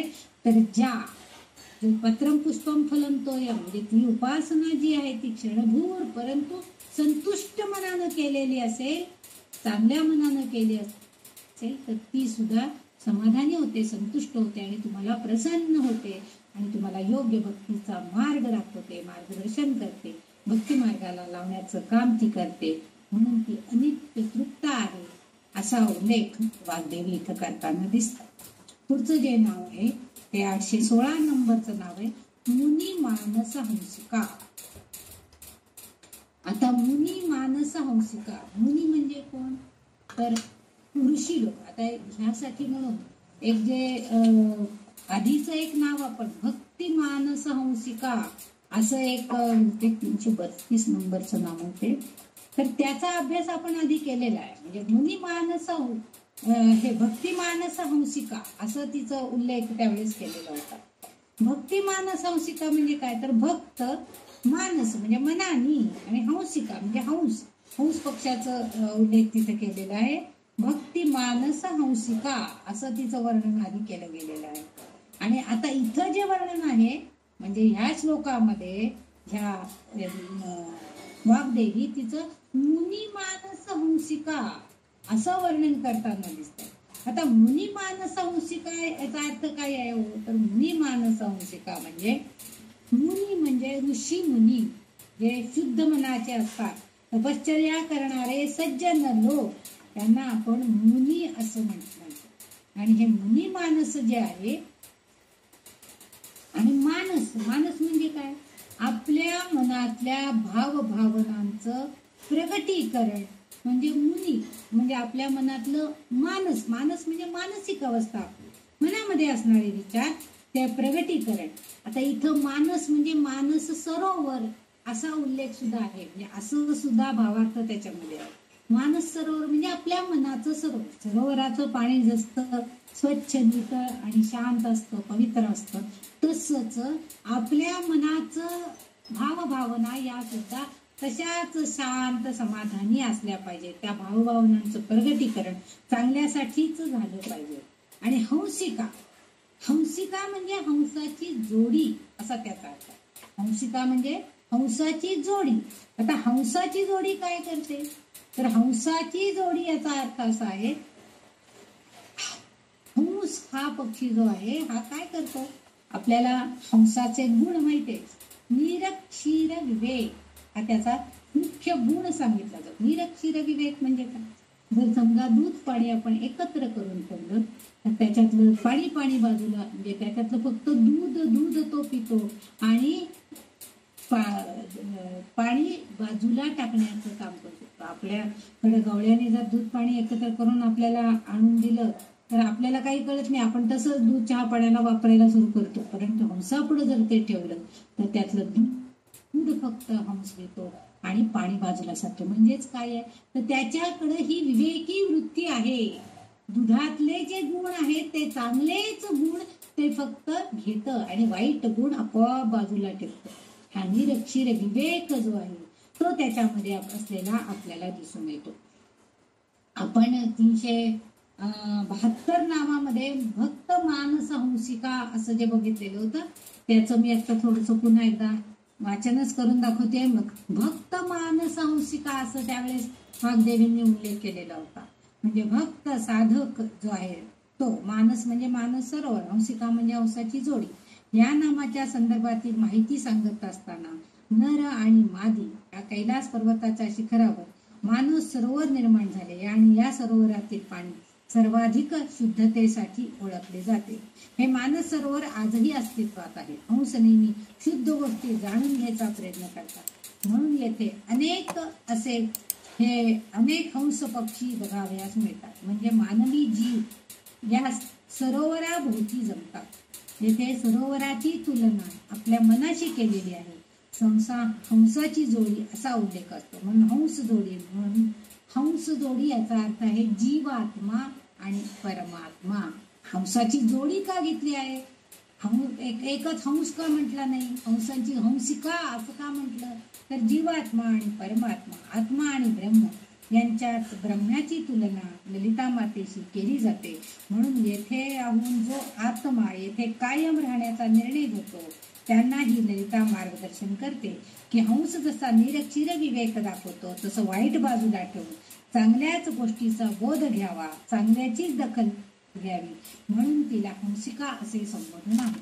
येथे उत्क्रांत झालेले आत्मे म्हणजे एखादा धार्मिक मनुष्य त्यांनी अमूर्त ज्ञानाद्वारे आपल्या इंद्रियांना वश केलेले आहे, म्हणजे हंसाच्या गुणांनी युक्त असे त्याला सूचित केले आहे. म्हणून त्याला भक्त मानस हंसिका असं संबोधन दिलं गेलेलं आहे, असं आपण त्यावेळेस बघितलेलं होतं. आता इथं आपल्याला त्याने भक्त माणूसच्या ऐवजी मुनी माणूस म्हटलं. या भक्ताची परिणिती आता मुनीमध्ये झालेली आहे. ऋषितुल्य श्रेष्ठ असा तपश्चर्या करणारा सज्जन, अशामध्ये त्या भक्ताची गणना आता झालेली आहे. इथे फक्त मुनी आणि भक्त यामध्येच फक्त थोडा फरक आहे. बाकी मानसहंसिका याचा सगळा अर्थ पुन्हा तोच आलेला आहे. आपण हाच फरक लक्षात घ्यायचा आहे. भक्त हा त्या देवतेला समर्पित असतो. भक्ती आपण ज्या तो भक्त ज्या देवतेची भक्ती करत असतो किंवा ज्या देवतेचं नामस्मरण करत असतो त्याला तो भक्त समर्पित असतो. म्हणजे मी रामभक्त, रामदास आहे, मी रामाचा भक्त आहे, मी हनुमत भक्त आहे, हनुमानाचा दास आहे, असं आपण शिवभक्त आहे. म्हणून आपल्याकडं हे पंथ पडलेले आहेत, म्हणजे शाक्त पंथ, गणपत्य संप्रदाय, म्हणजे संप्रदाय आहेत हे असे काही काही, की त्या त्या देवतेचे भक्त. पण हे भक्त जेव्हा हा त्या देवतेला समर्पित केलेले असतात, म्हणजे त्याच देवतेची. तुम्ही बघा वैष्णव लोक हे शैव पंथातले कुठलेही उपास तपास करत नाहीत, त्या देवळात सुद्धा जात नाहीत, त्यांची कोणतीही स्तोत्र म्हणत नाहीत. असे म्हणजे शिवरात्रीला पुरणपोळी करून मुद्दाम खाणारे असे सुद्धा वैष्णव लोक आहेत. म्हणजेच त्या देवतेला त्यांनी विष्णूला त्यांनी आपल्या स्वतःला समर्पित करून घेतलेलं असतं आणि त्याला तो भक्त आहे. आणि जेव्हा त्या भक्ताची हंसासारखी निरक्षीर विवेक बुद्धी चांगलं काम करते तेव्हा तोच भक्त ऋषितुल्य म्हणजे मुनी होतो. म्हणजे ऋषी जसे योग्य काय आहे, काय विचार चांगले आहेत, काय वाईट आहे हे करण्याची बुद्धी जेव्हा त्यांच्या विवेक बुद्धी त्यांच्यामध्ये येते तेव्हा तोच भक्त काय होतो, तो आत्म्याला जाणून घेण्याचा प्रयत्न करतो आणि ते साकारलेला आत्मा स्वरूप आहे. म्हणजे आपण जी भक्ती करतो आहोत त्या भक्तीनं आपल्याला आत्म्याला जाणून घेता येते हे त्या भक्ताला जेव्हा कळतं, मग ते सगळेच भक्त मात्र असे साकारलेले आत्मे नाही आहेत. म्हणजे असा आत्म्याचं साकार रूप ज्याला कळलेलं आहे, म्हणजे परमात्मा म्हणजे काय आहे हे जाणून घेण्याची ज्याची पात्रता आहे तो भक्त मुनी या सज्जनतेला, मुनीच्या श्रेष्ठतेला ऋषी म्हणून त्याची गणना केलेली आपल्याला दिसते. परंतु जेव्हा भक्त त्याच्या मनाच्या क्षेत्रामध्ये मुनी रूपामध्ये रूपांतरित होतो तेव्हा तो ऋषितुल्य होतो. तिथंच तो आत्म्याला जाणून घेतो, म्हणजे आत्म्याला स्वतः जाणून घेतो, म्हणजे परमात्म्याची ओळख त्याच्याशी होते.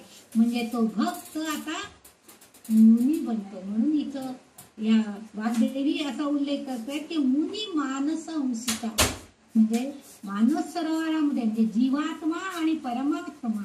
म्हणजे मगाशी मी भक्त मानस हंसिकाचं जेव्हा वर्णन वाचून दाखवलं तेव्हा आपल्याला लक्षात आलेलं आहे की ही परमात्मा आणि जीवात्मा या दोन्हीमधला फरक तेव्हा जेव्हा त्याला कळतो त्याच वेळेला तो सज्जन भक्त हा मुनी या स्वरूपाला जातो, म्हणजे मुनीच्या स्वरूपामध्ये येतो आणि मग आपोआपच त्याला ब्रह्म म्हणजे काय आहे हे त्याला कळतं. आणि हे कळण्यासाठी ललितांबिका त्याला मदत करते. म्हणजे त्या भक्ताचं रूपांतरण मुनीमध्ये, कारण त्याची तपश्चर्या, त्याची ध्यानधारणा, त्याची आध्यात्मिक उच्चतेची पातळी ही वाढलेली असते, त्याची आध्यात्मिक पातळी उच्चतम झालेली असते आणि म्हणून तो भक्त हा ऋषितुल्य होतो. म्हणजे वाईट बाजूला ठेवून चांगल्याकडे जाण्याची प्रवृत्ती होते, म्हणजे चांगल्याच गोष्टींचा बोध घ्यावा, चांगल्याची दखल घ्यावी, म्हणून हे हंसाचे गुण त्या भक्तामध्ये येतात आणि आपोआपच तो मुनी मानस हंसिका, म्हणजे मनाच्या सरोवरामध्ये चांगलेच विचार यायला पाहिजेत, वाईट विचारांना थारा न देता तो भक्त जेव्हा तपश्चर्या करतो, आत्म्याला, तो जीवात्मा आत्म्याला जाणून घेतो, परमात्म्याला जाणून घेतो, तेव्हा त्याला मुनी रूपामध्ये प्रगटीकरण होते, मुनी रूपामध्ये रूपांतरित होतो. आणि म्हणून वाग्देवी त्या भक्ताचा उल्लेख मुनी मानस हंसिका असा म्हणून इथं केलेला आपल्याला दिसून येतो. पुढचं आहे ते म्हणजे 817 नंबरचं नाम आहे सत्यव्रता.